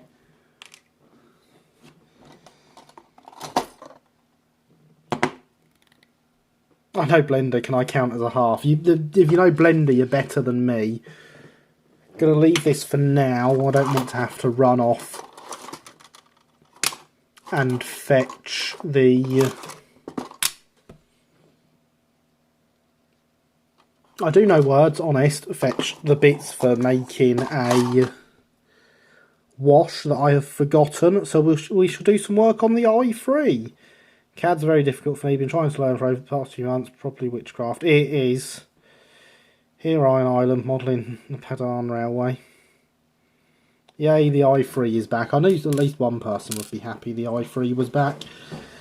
And I forgot to grab my... I do have a nut and bolt for the motor. I did find them. They do exist. So there's that good news out of the way. I forgot to bring them to the workbench though.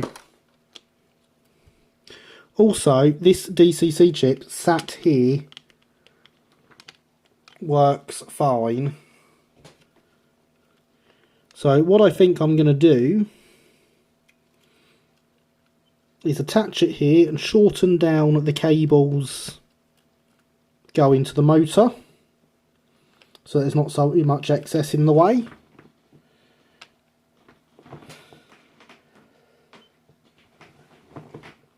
Switchcraft indeed, electric trickery. Yes. So you're all very, very skilled people and I'm not in the slightest bit jealous whatsoever. Can you tell?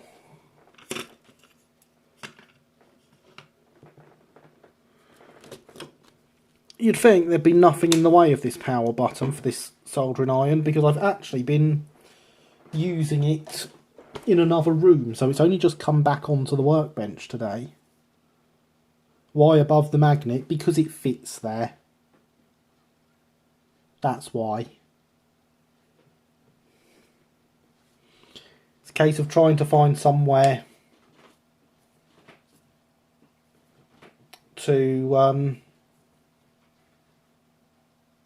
fit it in the loco, and that's somewhere it fits where it's not going to be moving around all the time.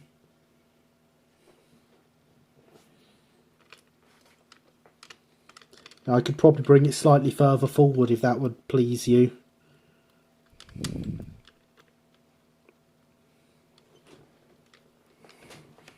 AutoCAD is kind of like the stick shift of CADs unless you count Blender, which is more stick shift than the stick shift of CAD programs, if that makes any sense.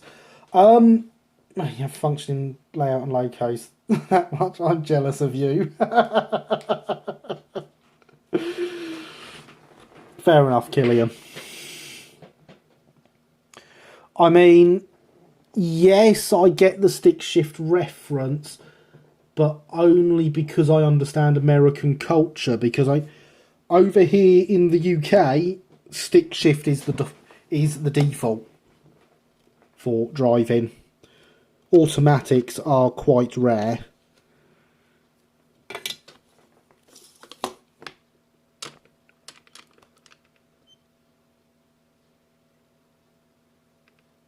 So as far as I'm concerned, that's not a awkward way of driving. I've had an automatic before, only the one. But yes, being in the UK does mean I drive stick every day. Why not put it underneath one of the side tanks? Because there's nothing to attach it to.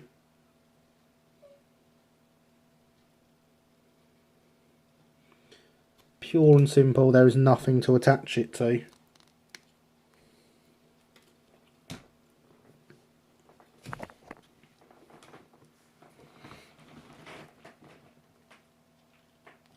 Yes, I used to drive manual 6 years ago when I had a car. Yeah, see, being in a rural town with no rail connection, driving is a must. And I drive stick. Look, Luke, do you have a licence yet? Because I'm pretty sure the requirement for describing how you drive is actually having a licence. That was an old manual car, no power steering, not even power assisted braking, and certainly no onboard computer. The only electronics were the ignition timing system and the radio. Well,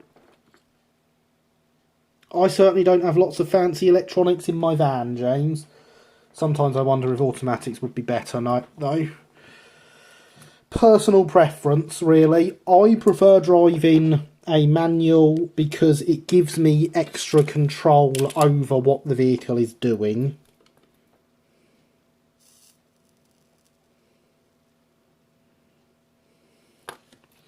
But It is personal preference.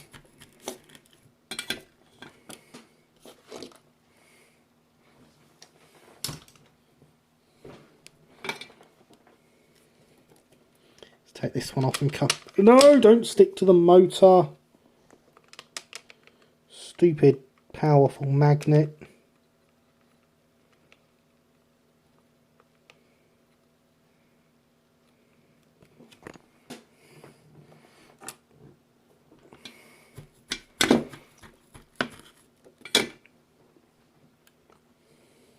See, Luke, I'm not sure you get to say I drive manuals if you don't actually have a driving licence.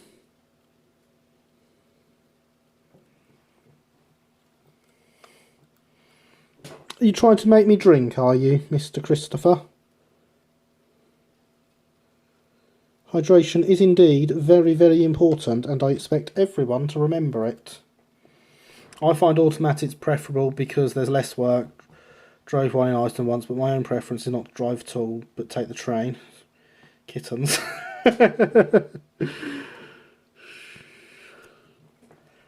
See, I added that kittens one just for you, James. Stick the DCC chip to the underside of the boiler, but then I can't take the body off.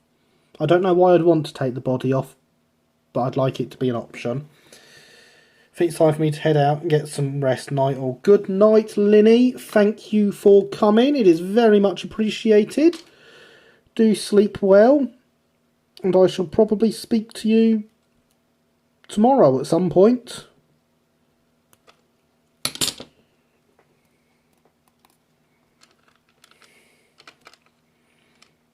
Bunnies. We need to add bunnies as well, do we?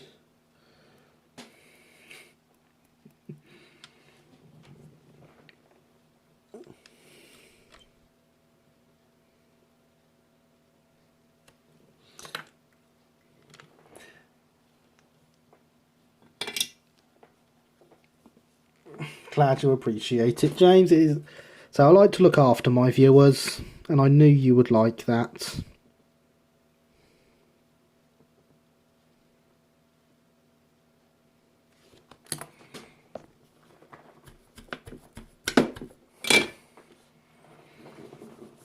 I've heard some automatics are really slow at changing gear, which doesn't sound fun. My one adjusted how it changed gear based on how I was driving. So if I was being really light on the accelerator, it would change gear at lower revs. If I was being really hard on the accelerator, it would change at higher revs and drive like I was racing it. I don't know how common that is for automatics, but it was a feature I appreciated.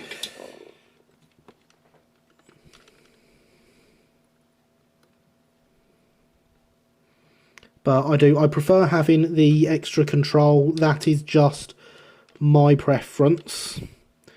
Everyone is different.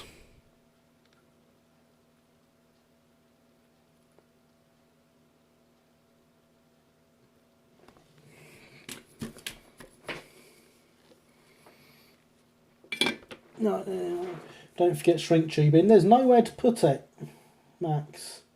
Kittens. So it notches up like a loco. Yeah. Right, if you're all going to shout hydration, hydration is indeed important.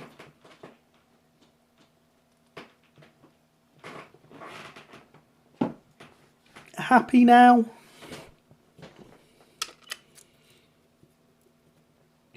Suppose I should also shorten down these wires, but it was such a pain getting them on in the first place. I don't really want to do that.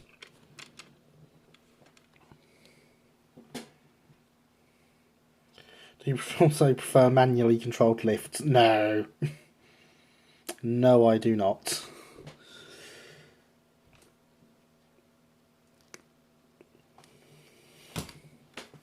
But Christopher can he can back me up on this. My driving would not suit an automatic. You could not throw an automatic around the way I throw my van around. I will now go and get a glass of hydrations. Very good, Luke. Right, all cleaned up and test run. So here we go. Excellent. Dihydrogen monoxide. Yeah, good stuff, dihydrogen monoxide. Don't read all that spoof they tell you about it being bad for you. I can't believe people still actually believed that before working out what dihydrogen monoxide was.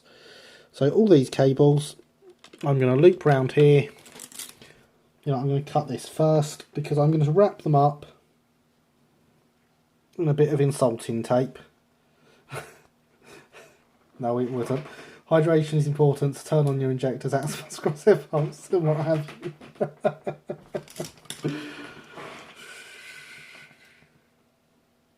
See, Christopher backs up. My driving and automatics would not go together.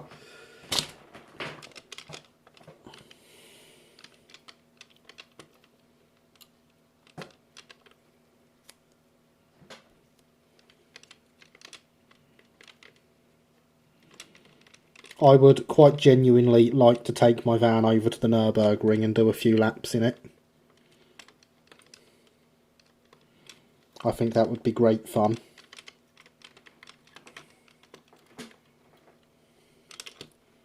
What are you stuck on? You're stuck on the brake.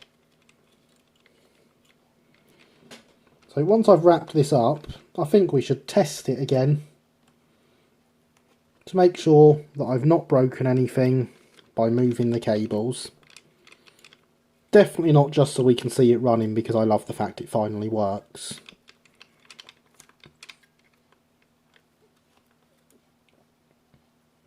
Tells us that he throws his transit around, but never about when he ends up in a hedge because of that. There is a reason for that, Luke, and that's because I have never ended up in a hedge. I might drive fast, I might throw it round corners, but I know what I'm doing.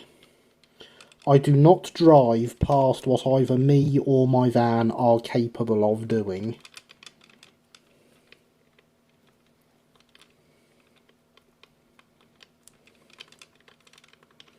I know my limits, I know my van's limits, and I would not drive the way I do if I didn't.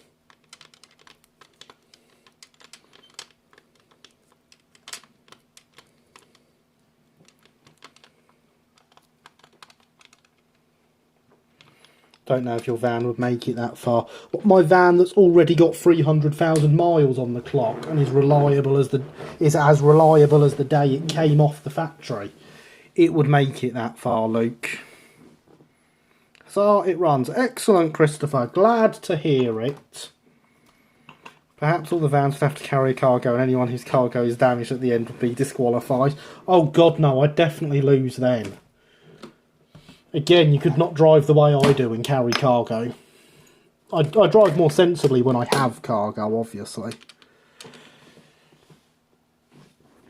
Things working is always good, stuff not working, not good. I approve of stuff working. Yes, James. See, I almost added that to the chat command, so James approves of command. I think it's this way round. We want it to be able to actually see the wheel, because I don't think the other one... You know, I should just tighten the wheel. There's no wheel nut on there. We've lost a wheel nut somewhere.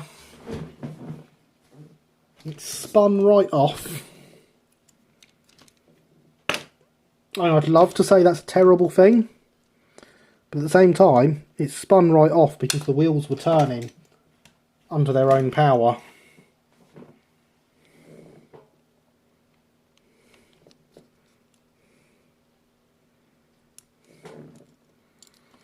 So I can't be too mad.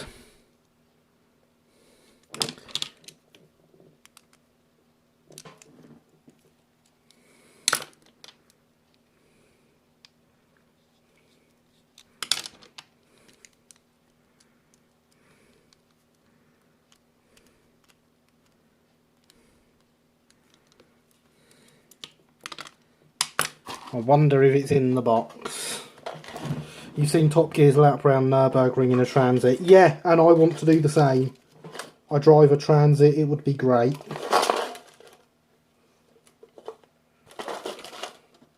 I reckon I could do the Nürburgring in it in 10 minutes.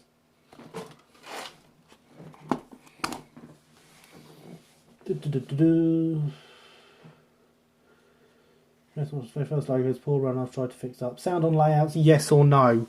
Yes, if done well. Too many layouts attempt to do sound, but do not do it well.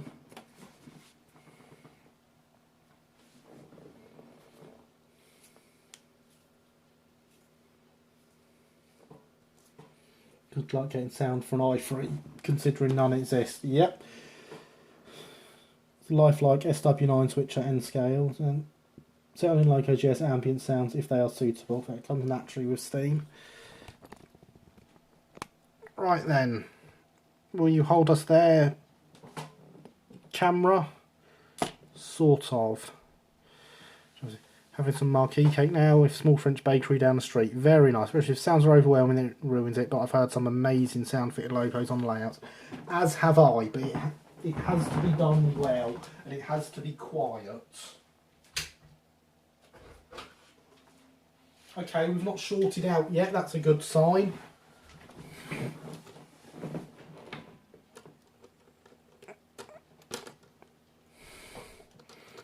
It moved. It's jumpy, but it moved. That's probably because of the motor not being down, one would assume.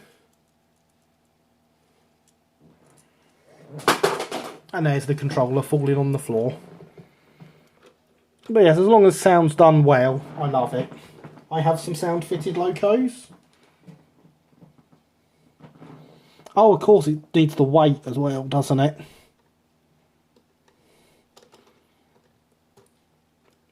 Because it's not picking up very well because it's too light. But it does indeed still run. So we haven't broken it by adjusting the chip.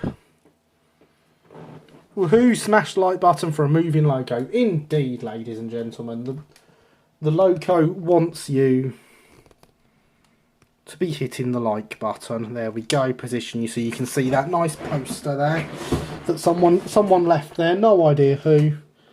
Don't know why they're leaving posters all over my workbench. Trying sandpaper and reverberation box method did a surprisingly good job. Yes, it did. It did an incredibly good job for what it was.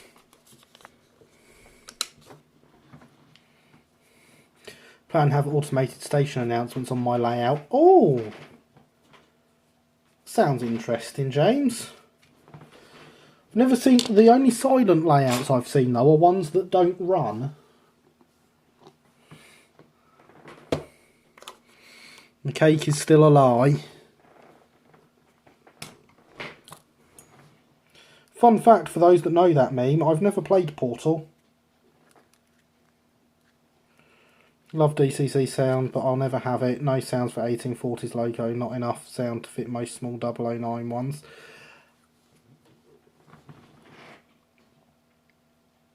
I mean, I've seen sound in an N-Gage one of these, so sound in small locos is doable.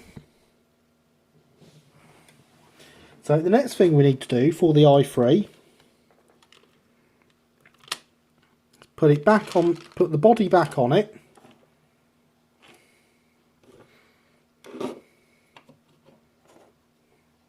I use space people use for speakers for stay alive capacitors. Yeah, good idea. So we need to put the body back on the chassis and we need to fit the bogie and make sure there is actually clearance for the bogie to be moving around.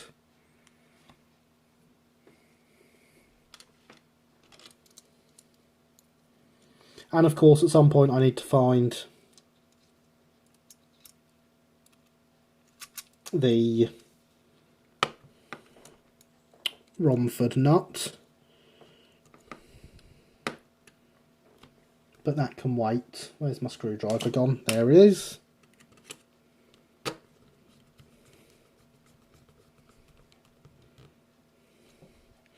Oh, I'm trapping the black cable. We don't want to be doing that, do we? That's very silly.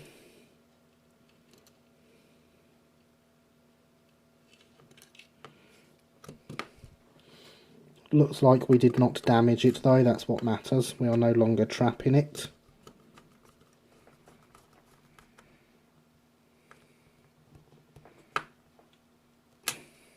Downside to trying method was how long it lasted. Speakers. Chris Wilson never has trouble getting sounds. Coupling rods now, I assume. Coupling rods will come after it's had some paint on the chassis, because I don't want to be taking the wheels off after the coupling rods go on. So we're going to sort out and make sure that the bogie is okay.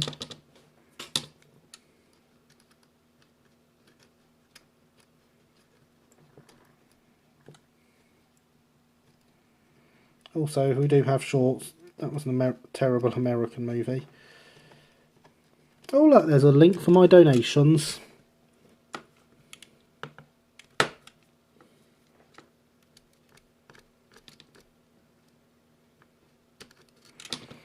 Garybot really wants you to support the channel.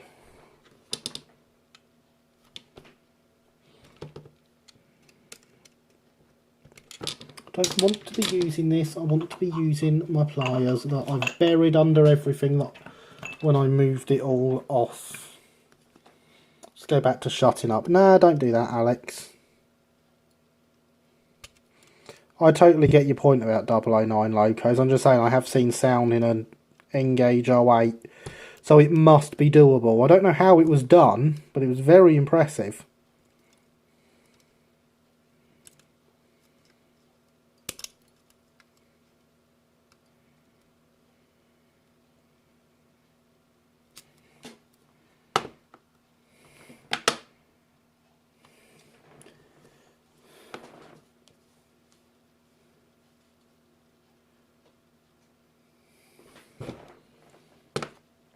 But I do get your point about early locos, because I mean, I think it would be great to sound fit Lion.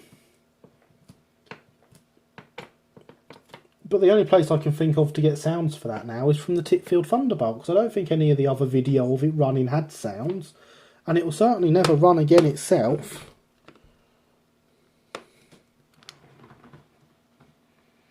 Sure, it's doable for those blessed with not being useless.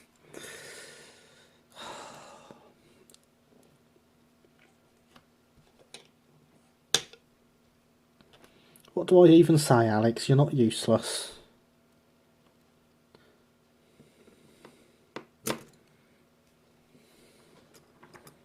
So you ban yourself from social media all day and spend the day depressed instead, because you don't have me to talk to. And remind you how awesome you are.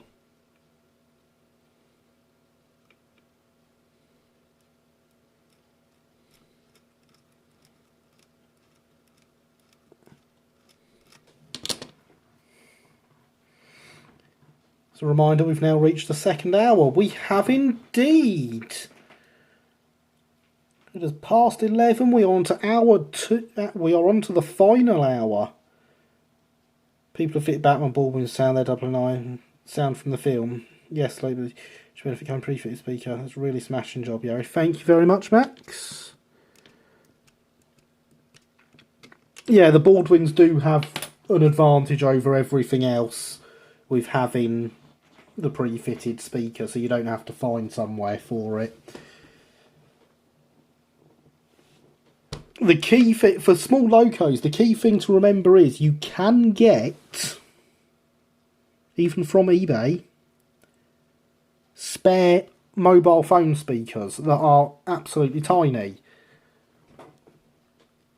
And in fact, in some cases, they're going to be the best speakers you get. The iPhone speakers are really good quality. And I have fitted a lot of locos with iPhone speakers in the past. If you can get 2 of them in, they're amazing. 2 of them just taped back to back. Even on a Hornby TTS sound decoder, they're just as good as anything from Lock Sound or any Lock Sound chips, anything from Olivia's. You know, they're amazing. You'd never know it is the TTS sound. Clock is on, lads. It is indeed. Most of my 009 locos don't have tenders, and I never like having a wagon permanently fitted. No, I agree with that, Alex. I hate having permanently fitted wagons.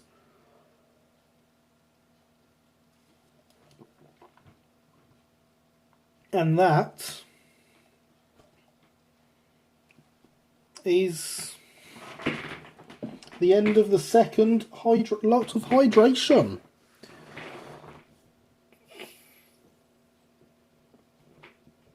I'll finish the second hour on to third, maybe fit the coda in a way I can turn it. Passion job. I like a smashing job. I like button smashing job. Odin is a good source for 1840s, Alex. Is it? Bit nervous since I've been in troll following me around. Live without sound, just like I had noticed the internet troll following you around, Max. Ignore them. I mean, the thing is, you know, DCC sound may be great and all that, but we can all sit there and make our own sound effects. So do we need DCC sound, really? But yes, what concerns me now about this is that when this is down, I don't think there's enough clearance for the bogie to actually move.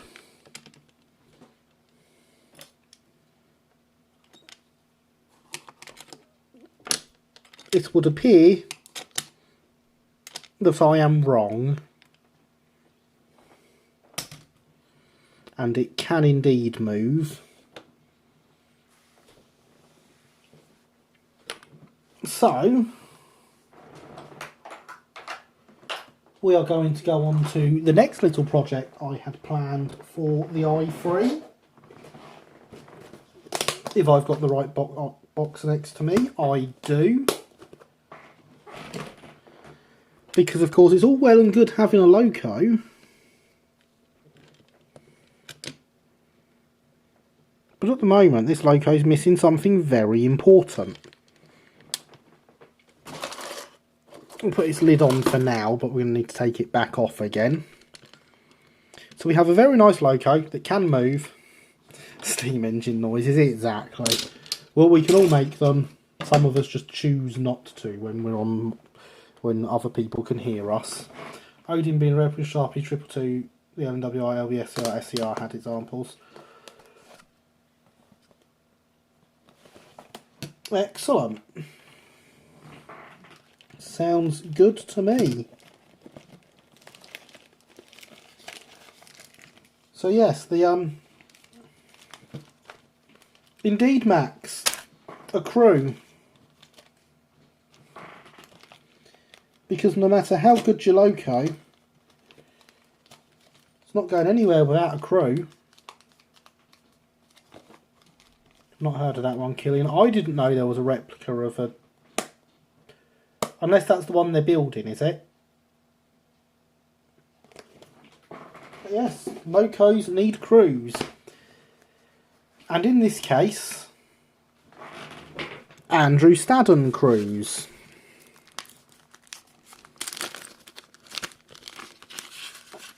Andy's a great guy.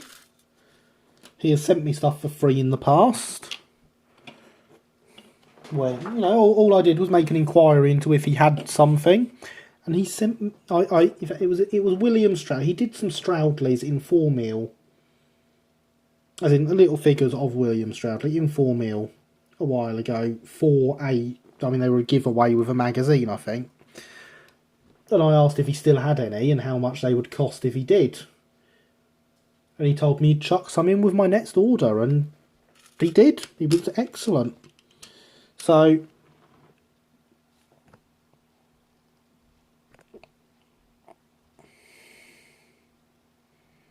crews. Obviously, they're missing a little bit. These ones have... You know, he's been in a bit of an accident.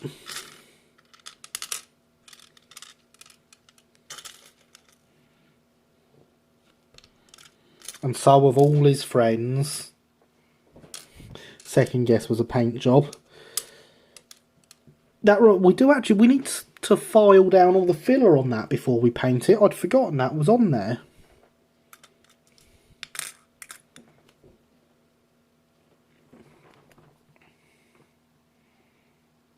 They come with a choice of heads.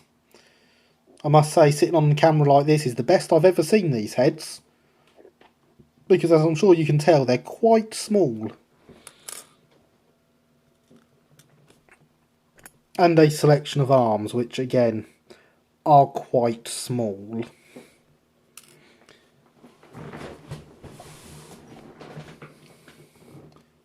Are you planning on painting this anytime soon? Yes. Definitely going to be painted soon. I have got the transfers for it now.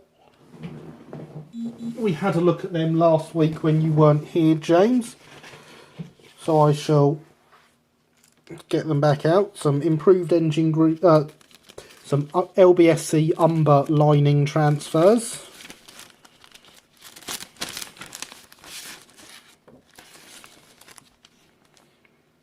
So we do have all the transfers we need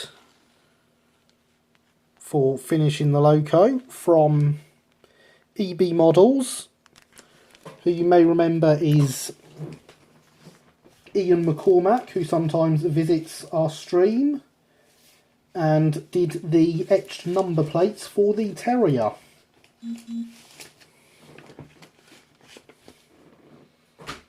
So I got them off him the other day. Got them sorted out even quicker than I asked for, and he was excellent. Again, he comes with my highest recommendations. Yes, now that I have them, we can certainly get it painted soon. It's umber paint, as we also discovered on. And that is what we are going to get on with now.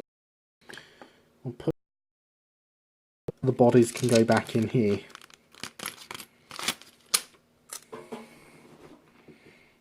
Bit of lag again, that's not good.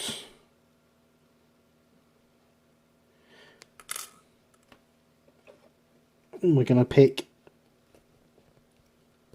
this head for the driver. Looks a bit like Captain Birdseye. And this head for the fireman.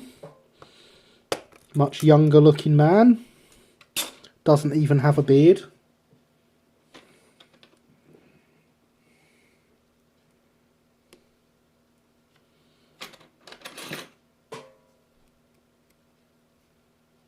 Let's just clean up the top of his cap there,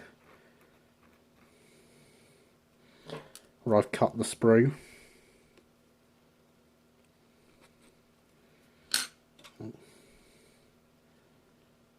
There's a lot of sprue left on this one.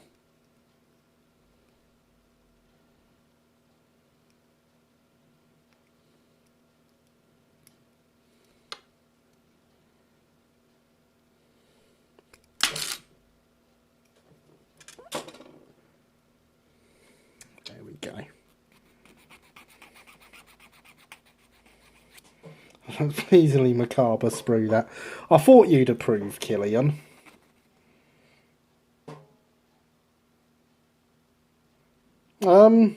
I'm getting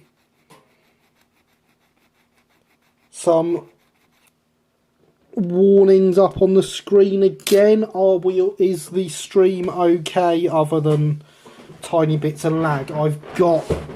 It tells me the stream's playing okay, but it's giving me warnings for both video and audio. So I'm hoping everything is alright.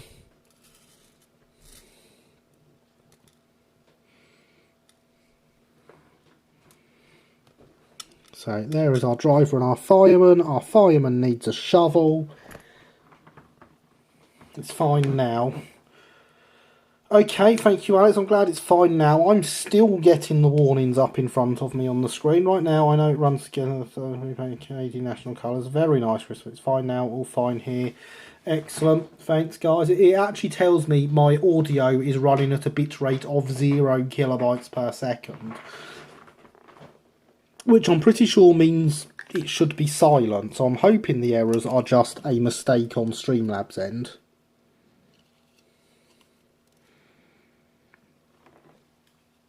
It is indeed challenging. There is a slight bump on there and a hole in the top of the body. So they do they do self-locate. That's what I was trying to say.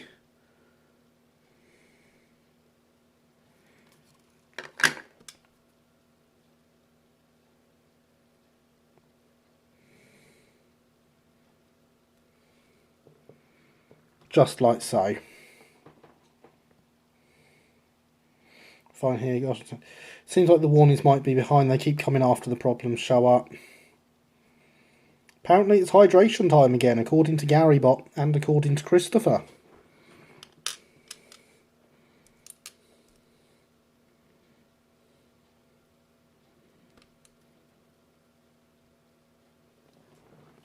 But my hydration vessel is empty. Some cake isn't. I find the best cakes are the cakes that are not lies. Some cake is real. I have seen it. I have tasted it.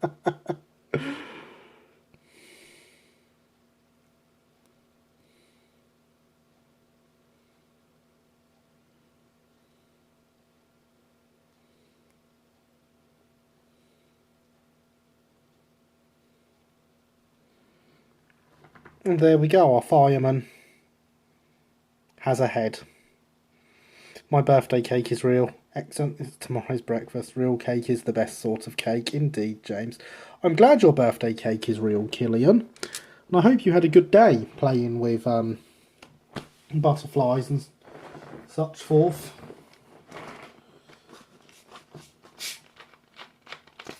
So, since Christopher and the chatbot are telling me hydration is important, I'm going to refill the hydration vessel.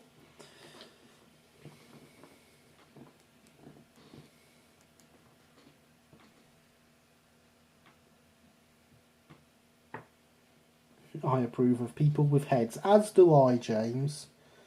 People with heads are the best type of people.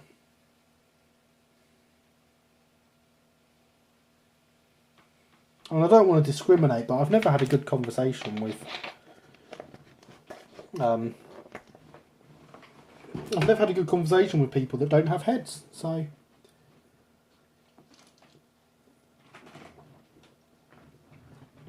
I actually thought about putting that as a command, Luke.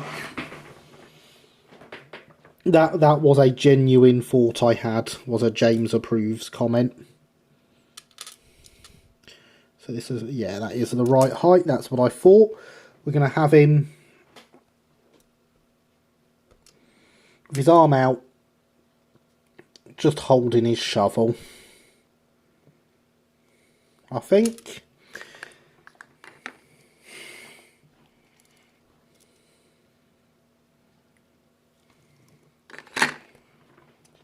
I've never had any conversation with people who don't have heads, so I can't comment. I mean, I didn't say I'd had any conversations with him. I said I'd never had a good one. I think. Certainly what I meant to say.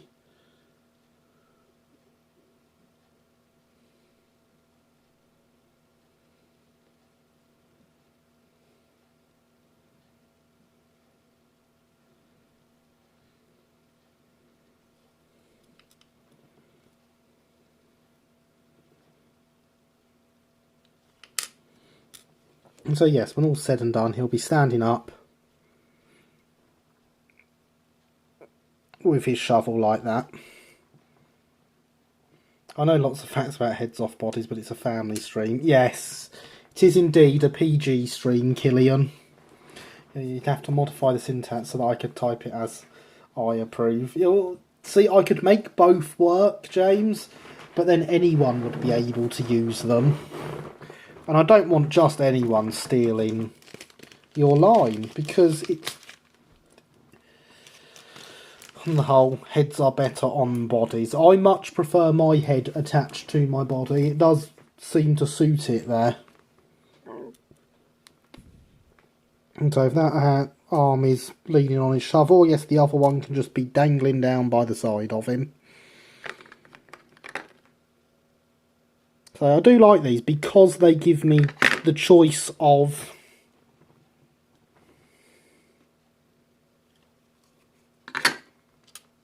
how I pose them. So no two of my loco crews look the same.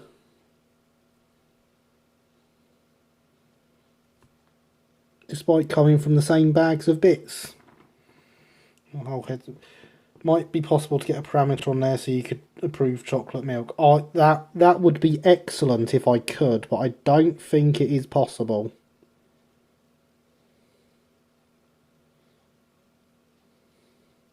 I want to look into it now though.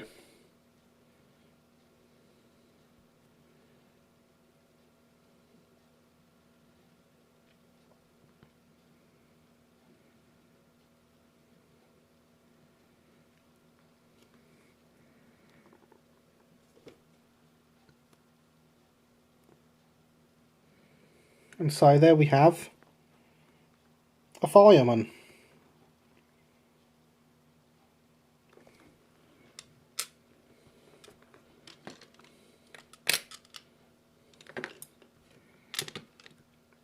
He'll probably, it's quite a large cab, so he'll probably be standing quite close to the back. We'll probably have the driver here. He could have his hand on the reverser. Time for GaryBot 4 then. I mean, the thing is, I don't code these myself, so I just punch numbers into the punch commands into a box.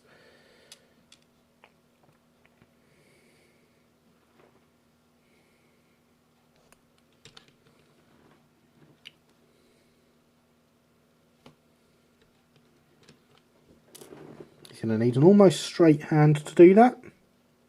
That's the wrong arm. That's the right arm. It's actually the left arm.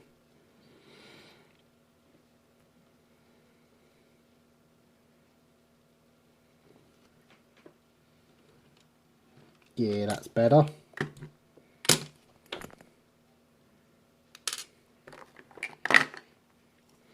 So as you see, although it's quite a fiddly job, it gives you a level of customization to your to your crews and stuff that you just wouldn't get otherwise.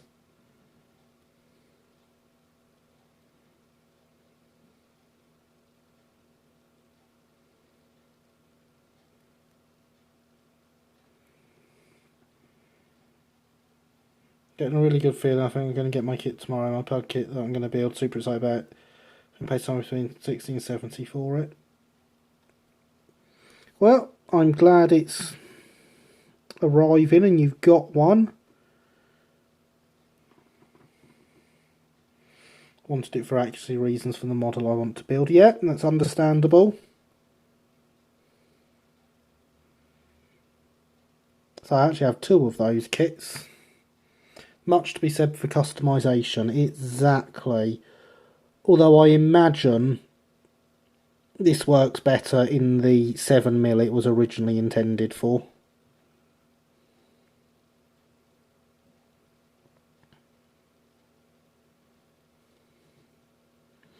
But I would like to point out that all these crews, Andy Stadden is a true craftsman. And these crews, this arm, with all those individual folds in the coat line. Okay, so I can't see them great, but I'm hoping you can at least see all the creases in the jacket arm. These were all made by him at a time before he moved over to his current production method, and the masters for these were all done, all carved by hand. He no longer carves by hand, he does them in CAD and 3D prints the masters, but to use to make moulds for white metal. There's a lot to be said for Mr. Staddon. Indeed there is, Killian. He's a wonderful bloke. But all this is handcrafted, essentially.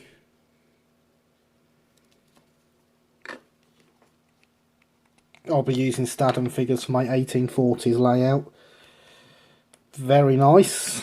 I believe his new Victorian stuff is the first of his stuff to be done on a CAD program.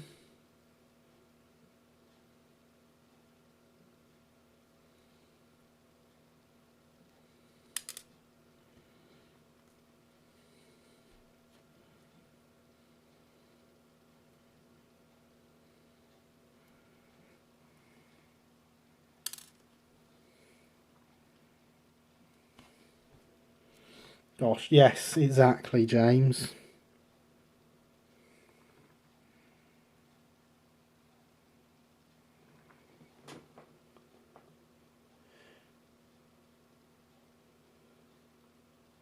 Victorian figures look about right for the time. Indeed they do.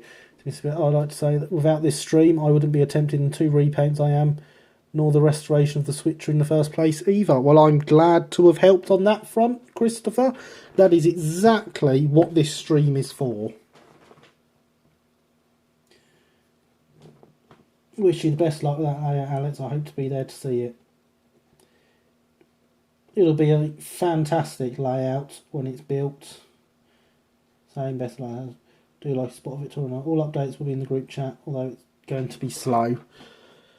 Yes, but slow is not a problem. But yes, there was a bit of lag there on my screen. So we look at the attention to detail, the realistic folds in the clothes, all that carved by hand. The man is a genius. And he does all that to then sell them at 6 for a tenner. So, do check him out. Do give him your custom. He's amazing. Still not sponsored. I need a hashtag not sponsored for the chatbot, don't I?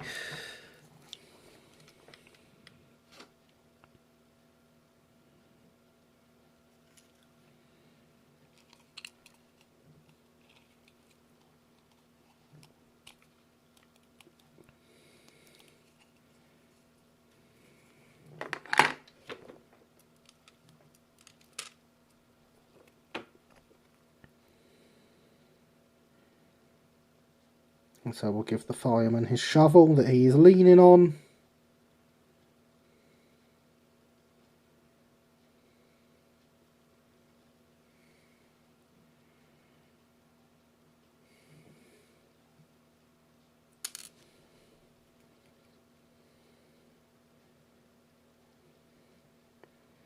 See, the problem I'd get from putting a not sponsored on the chatbot would be if I ever did get sponsored, I'd forget to take it off.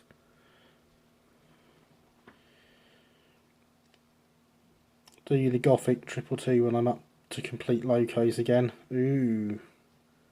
Sounds interesting, Killian. Alex sending you a photo on Twitter in the morning, D51 shaped.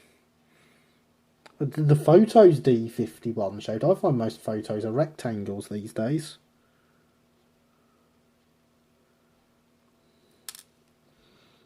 I hope it's of a D51 if it's D51 shaped, because otherwise that's just an awkward shape for the photo.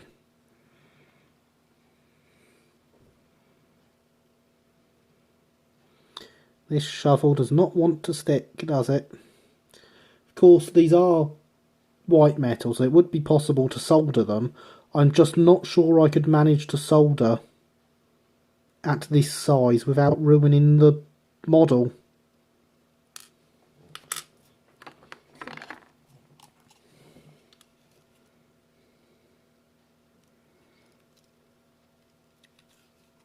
So it has to be the good old super glue.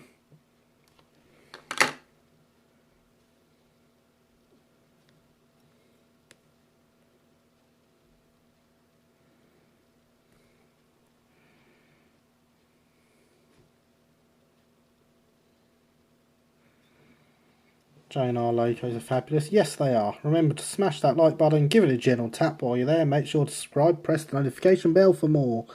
That means another 15 minutes have passed. That brings us to 11:30. In fact, by my clock, it's 11:32. The chatbot is running a bit behind us.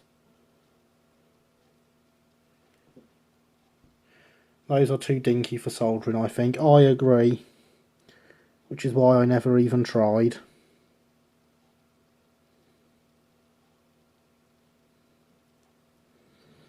But it appears to be too dinky for gluing as well.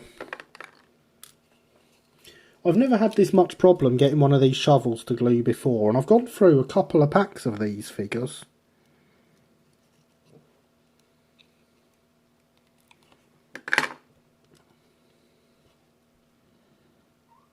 In fact, the D1 had the last figures out of my last pack of these.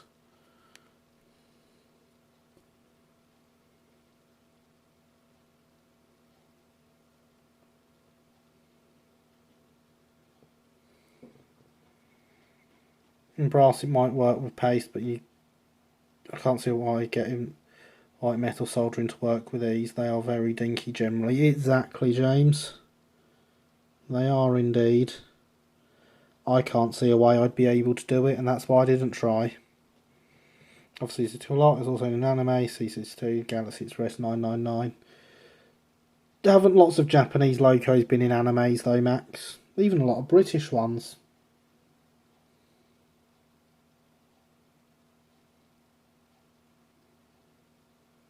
You know, I can't get the shovel to stick, but I have stuck my fingers together.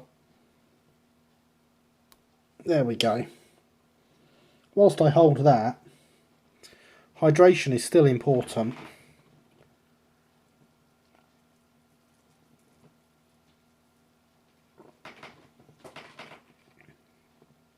There's no rush, Killian for 222. Need to get Planet Samson Taylor and Lion in your luggage loco. Just a couple then, Alex. C3 rules and another one. See? Loads of locos all over the place.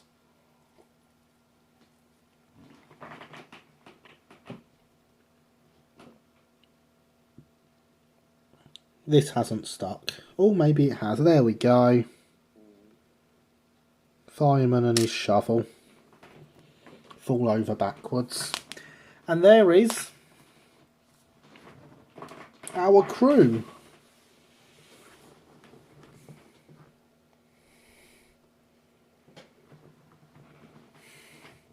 And there is a link to Christopher's YouTube channel. Do support him. He will be streaming now on Saturday nights at 10, I think. You should support him. You should also support Alex, who won't put his command in. It's Mod Alex, by the way, for his command. But he won't put it in himself.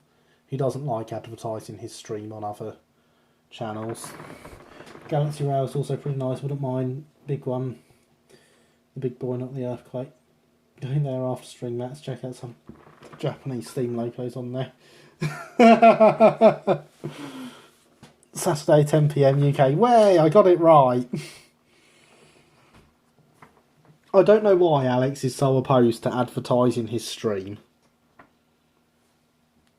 But he is, so there we go. After last night, doubly so. And there is a link to Alex's channel. I can't imagine how that got there with no one knowing it.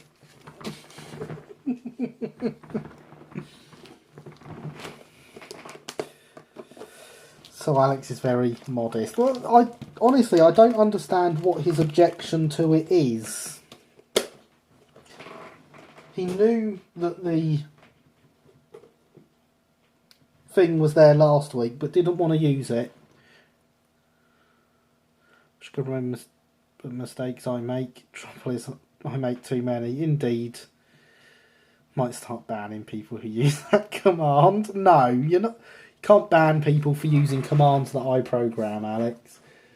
Is that Facebook stream? Alex stream last night. I liked it. Yes, local wagons messed you about, but you did well. Not even joking. It is Harry. Yeah. No, I agree with Christopher there, Alex. I do not think that was a bad stream at all. As I said earlier, as a streamer, you are here to entertain. And last night I was entertained by your stream. I got a good look at the wagons you were reviewing.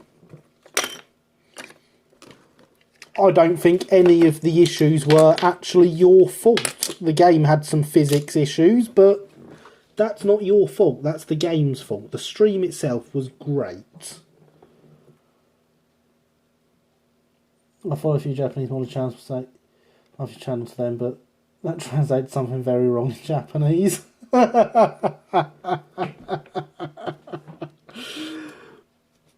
Take your word for that. Same here. Not just saying that either. It was awful, it was embarrassing, and it's gone. Yes, and I understand you're embarrassed by last night's stream and you didn't like it. And that's fine. You don't have to have liked the stream. But it was good, it was enjoyable, so don't stress yourself about it. Entertain, educate and inform, surely. Certainly from my point of view, Alex is a gaming streamer, so it is all about the education. All about the entertainment from him. And I find his streams very entertaining, even if he doesn't like to admit that his streams are entertaining.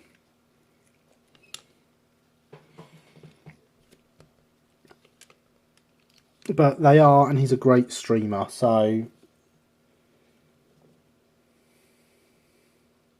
Sadly, might not be able to attend full stream every weekend. I'll try, though. Hang on, your trust didn't give the GP9 treatment. If it hadn't been a review, I wouldn't have cared so much. But even you did a good job of reviewing. Well, there we go. I told you most of that would fall out if we tipped it up. Of course, what it actually needs is a bit more glue. And putting down on it again. But, even though there are big parts of the sponge visible, because the sponge is painted, it doesn't look bad.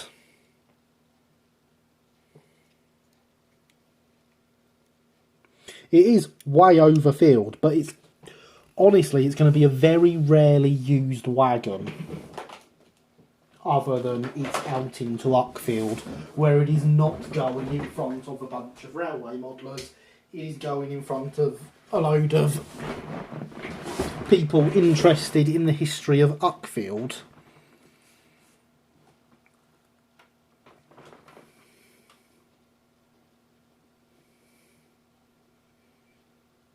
Yeah, that is it, Mr. Hayes. I was mainly coming from the angle that Mr. Mole shouldn't put himself over the coals for it. Indeed, he should not, Christopher. Not a great streamer, I just have great friends. You are a great streamer, though. So, deal with it. Whether you want to... You don't have to admit you're a great streamer, though, Alex.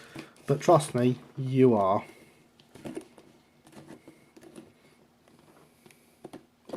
Gosh, wagon is full of coal and Tesco sponge. Indeed it is. Is that real coal? Yes, that is real coal. Wagon load actually looks rather plausible. Thank you, James. I am quite happy with it. I do want to cover up a bit more over here where there is a very large section of sponge showing. Is it Welsh? I got it from the Bluebell Railway, so it's wherever they get their coal from.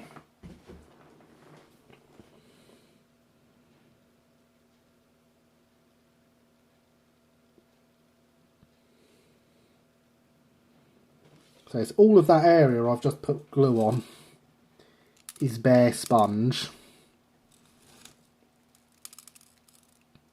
So I just want to try and cover a bit of that up. There's a few other areas that could use with it, but that'll do, I think. Oh, let's talk of sponge cake. Exactly. Sponge cake is the best type of cake, best type of sponge. This is water, by the way, just so you know.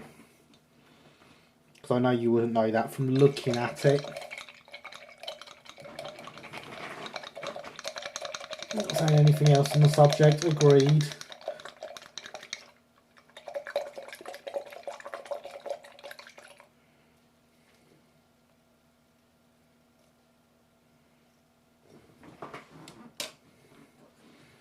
Told a long time ago that one of the best things you can do for painting figures and stuff is to never change your water and get all the murkiness from the water in with the colour. And so since then I've never changed my water, especially with good quality buttercream. Oh, indeed. Indeed it is.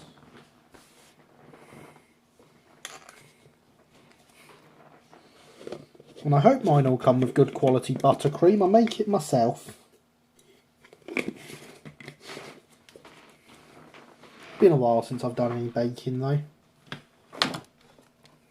There we go. Move the glass back to where it lives.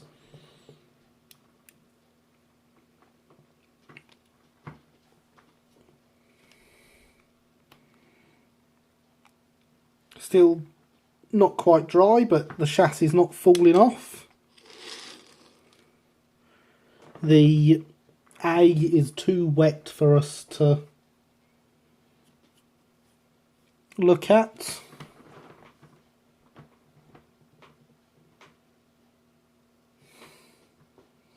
Interesting idea, not heard of that one. Either, but what if you need to thin your paints? Then I use different, I don't use that water, I just use that for washing the brush. I can't remember who I heard it from, but it does give a slot. You can notice against the figures.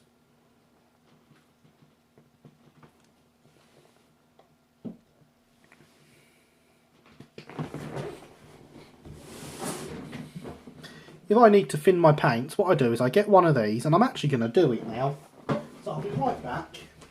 I know we've only got a quarter of an hour to go.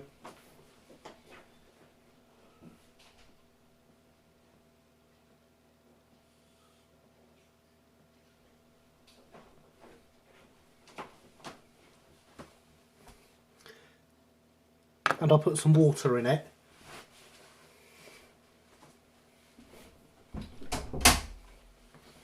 A while since baking, a shame. I do recommend baking. The best thing about baking is one gets a cake at the end of the process. Cake is splendid, it tastes of cake. Indeed. So it is for figure painting only then, or does it apply to other things? I was told specifically for figure painting.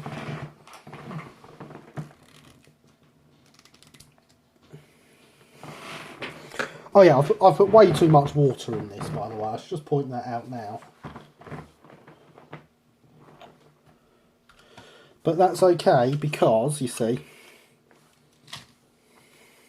I have another one which seems to have some form of plastic bearing in it from a wheel. That's amazing. A few weeks ago we pulled some wheels off of something. I can't remember what it was. One of the bearings went flying out the middle. It had landed in that pot, which at the time was sat just on the end of the test track here.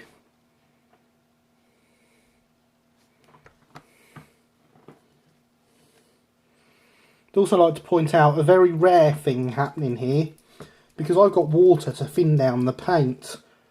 I'm using an acrylic. I do not very often use acrylic paints.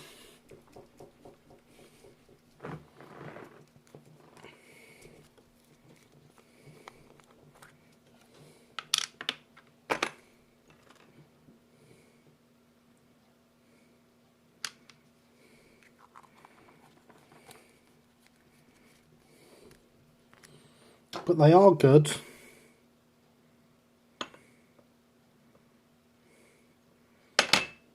For just chucking in some water.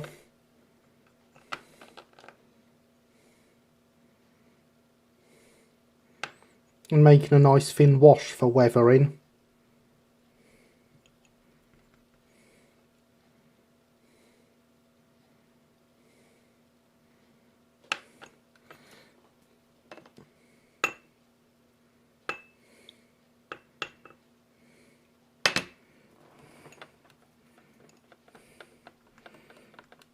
Acrylic is a very nice choice. So why acrylic now? Because I'm making a wash and I use acrylic for making washes.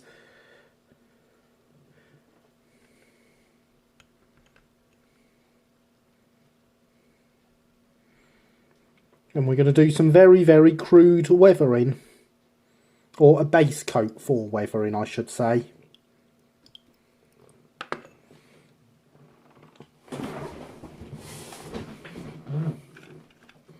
Did somebody say water? Indeed, but you wouldn't want to drink this water. I've just filled it with paint. So, that is just some Humbrol acrylic black paint and some water. There is nothing else in there.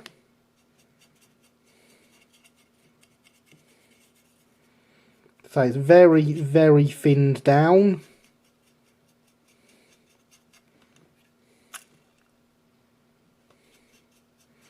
And I'm not using a lot of it.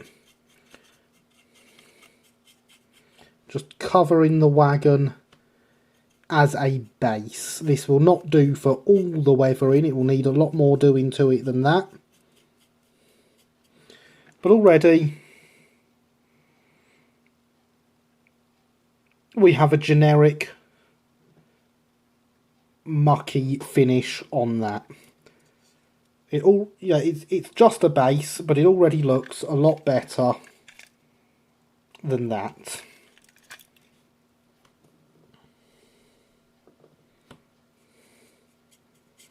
One of the things you want from this is for it to go into the gaps between the planks.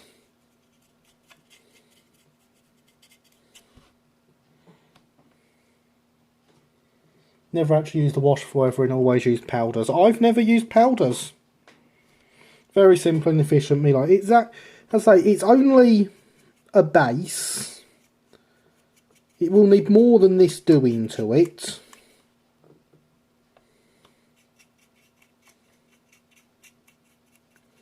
But it's very simple. It's very quick, and it gives us a nice base to work from. And just like that, it's mucky.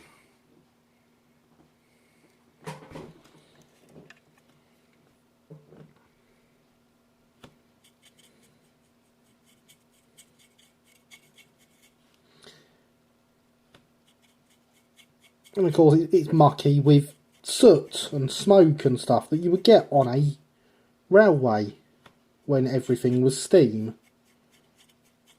You would get it everywhere, in fact.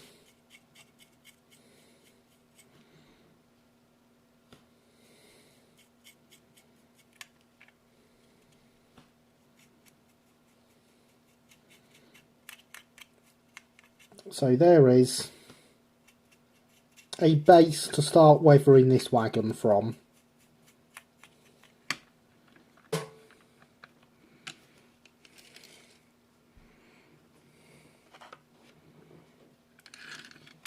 Simple, efficient, quick. I'm even going to do a bit across the top. It'll take the shine off some areas, but not all of it.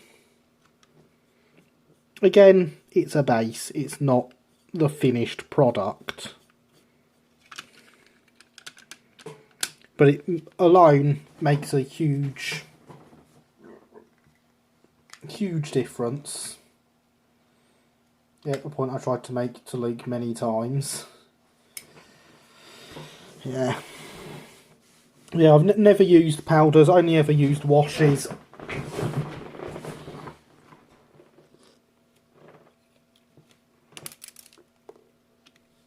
Oh, those bits hadn't quite stuck enough. Oh well, never mind.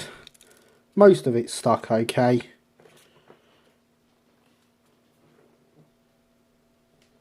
We've got 10 minutes left. So we'll give a thin base.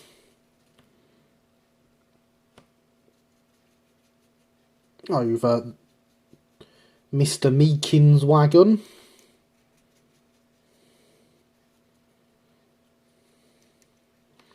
Which again, you can see having the, you know, where there are areas where it is darker, areas where it is lighter. It just makes the whole thing look grimy.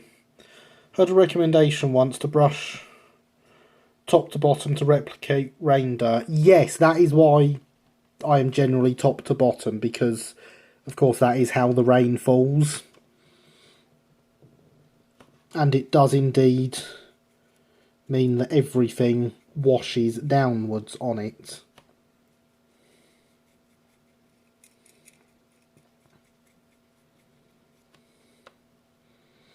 But now, even if this is all these get time to have done to them before the show,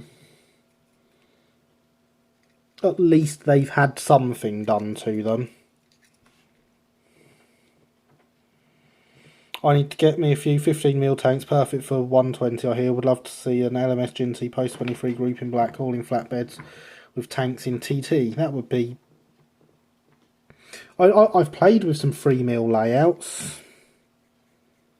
3mm fine scale rather than TT. It's a very nice scale, I will admit that.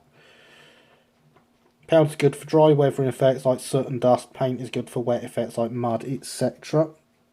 That makes sense. So I've never used them. I wouldn't even know where to begin with them. So I'm going to have to say here, Alex, that when it comes to weathering powders, you're better at it than me.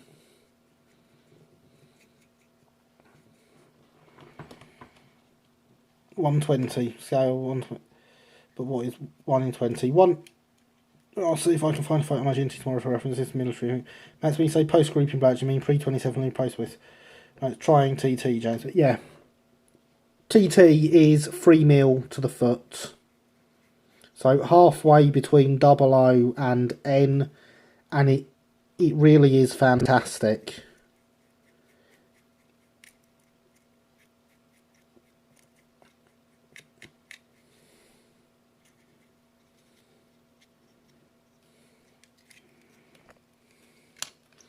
So there we go. Again, not perfect, but not bad.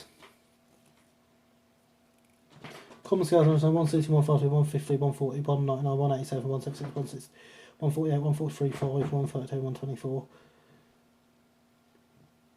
Surely trying TT is £199.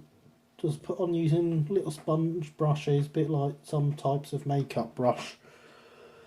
I've never used a makeup brush either, Alex, so I can use a paintbrush, but it's not as easy. 3mm to the foot is £199. I would assume that's what Triang TT is then, because Triang TT is 3mm to the foot.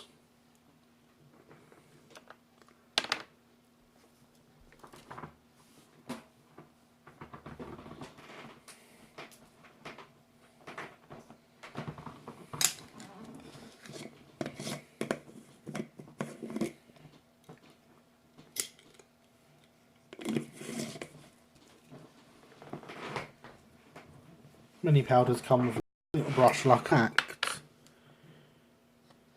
If the brake van glue had dried, I would give that a coat of this as well. Actually, I might do anyway. At least it's 12 come from distance between the round. Triang TT was a perfectly scaled down 00, so it still had the rails slightly too close together. 3mm fine scale, on the other hand, which has them set at the right place, was absolutely fantastic.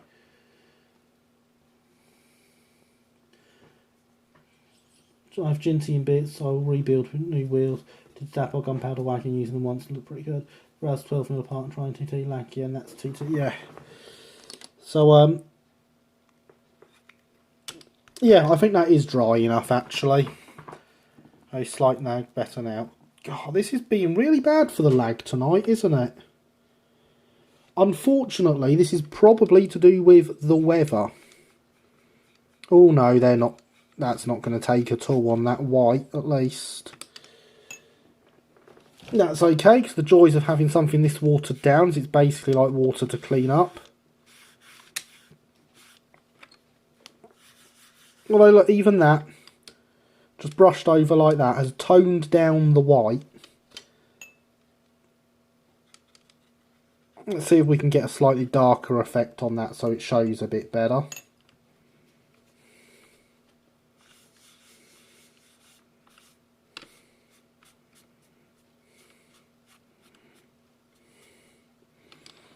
And turned it slightly grey.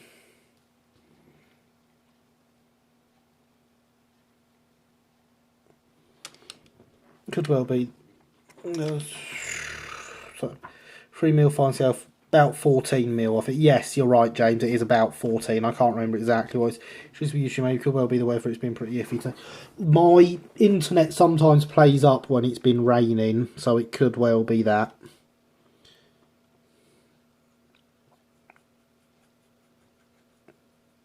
No, it's not taking on the side either.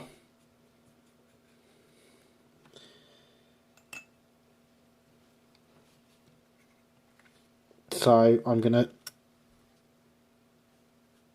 take that off there. I know why it is. I can correct that for future streams so that it will take. That's not a problem. Can't not have weather, that'd be silly. It would indeed, James. Messed up verification in the past week. Yes, they did, but that wasn't them having issues. That was them changing it. Try some detergent, perhaps. No, it'll be because the wagon's painted with enamels. Been 20-30 second latency all night. Buffer health varying, which could be a sign of inconsistent upload throughput between you and YouTube. Yeah, I would expect so. As I say, my internet does get iffy when water gets in the. There seems to be a leak somewhere between the cabinet and the exchange because it affects all the houses round here. But will BT sort it? Don't be silly. However, it is now midnight. We have had what I think is a pretty wonderful stream. We've got some weathering done. We've got a crew for the i3. We've got a little bit of work more done on the i3. We've got a wagon load made. We've finally got the brake van finished. I think we've had an absolutely brilliant time. I hope you all agree. Is there lightning forecasted tonight? I believe there is. I'm not 100% sure, Max. We've certainly got some forecasted over the next few days. Time for your carriage to turn to a pumpkin again. Indeed, James, that is exactly what it is. My carriage is going to turn into a pumpkin, and my beautiful dress, well, it's just going to turn to rags. Never mind these glass slippers. It's been fantastic all the way, so I've been a downer. Good night. Oh, don't worry about it, Alex. You're allowed to be down. Just, remember we're there for you. So, thank you for coming, everyone. 11 out of 10 would attend again. Brilliant. Best review I've ever had. Love it. Thank you, everyone. It has been absolutely brilliant seeing you here. There's a video going up on Tuesday with another layout overview. It is all uploaded and ready to go live. So I hope you enjoy that on Tuesday. There will obviously be the live stream review going up on Thursday. And then I hope to see you all back here next Sunday. So thank you for coming. Thank you for being awesome. And good night, everyone.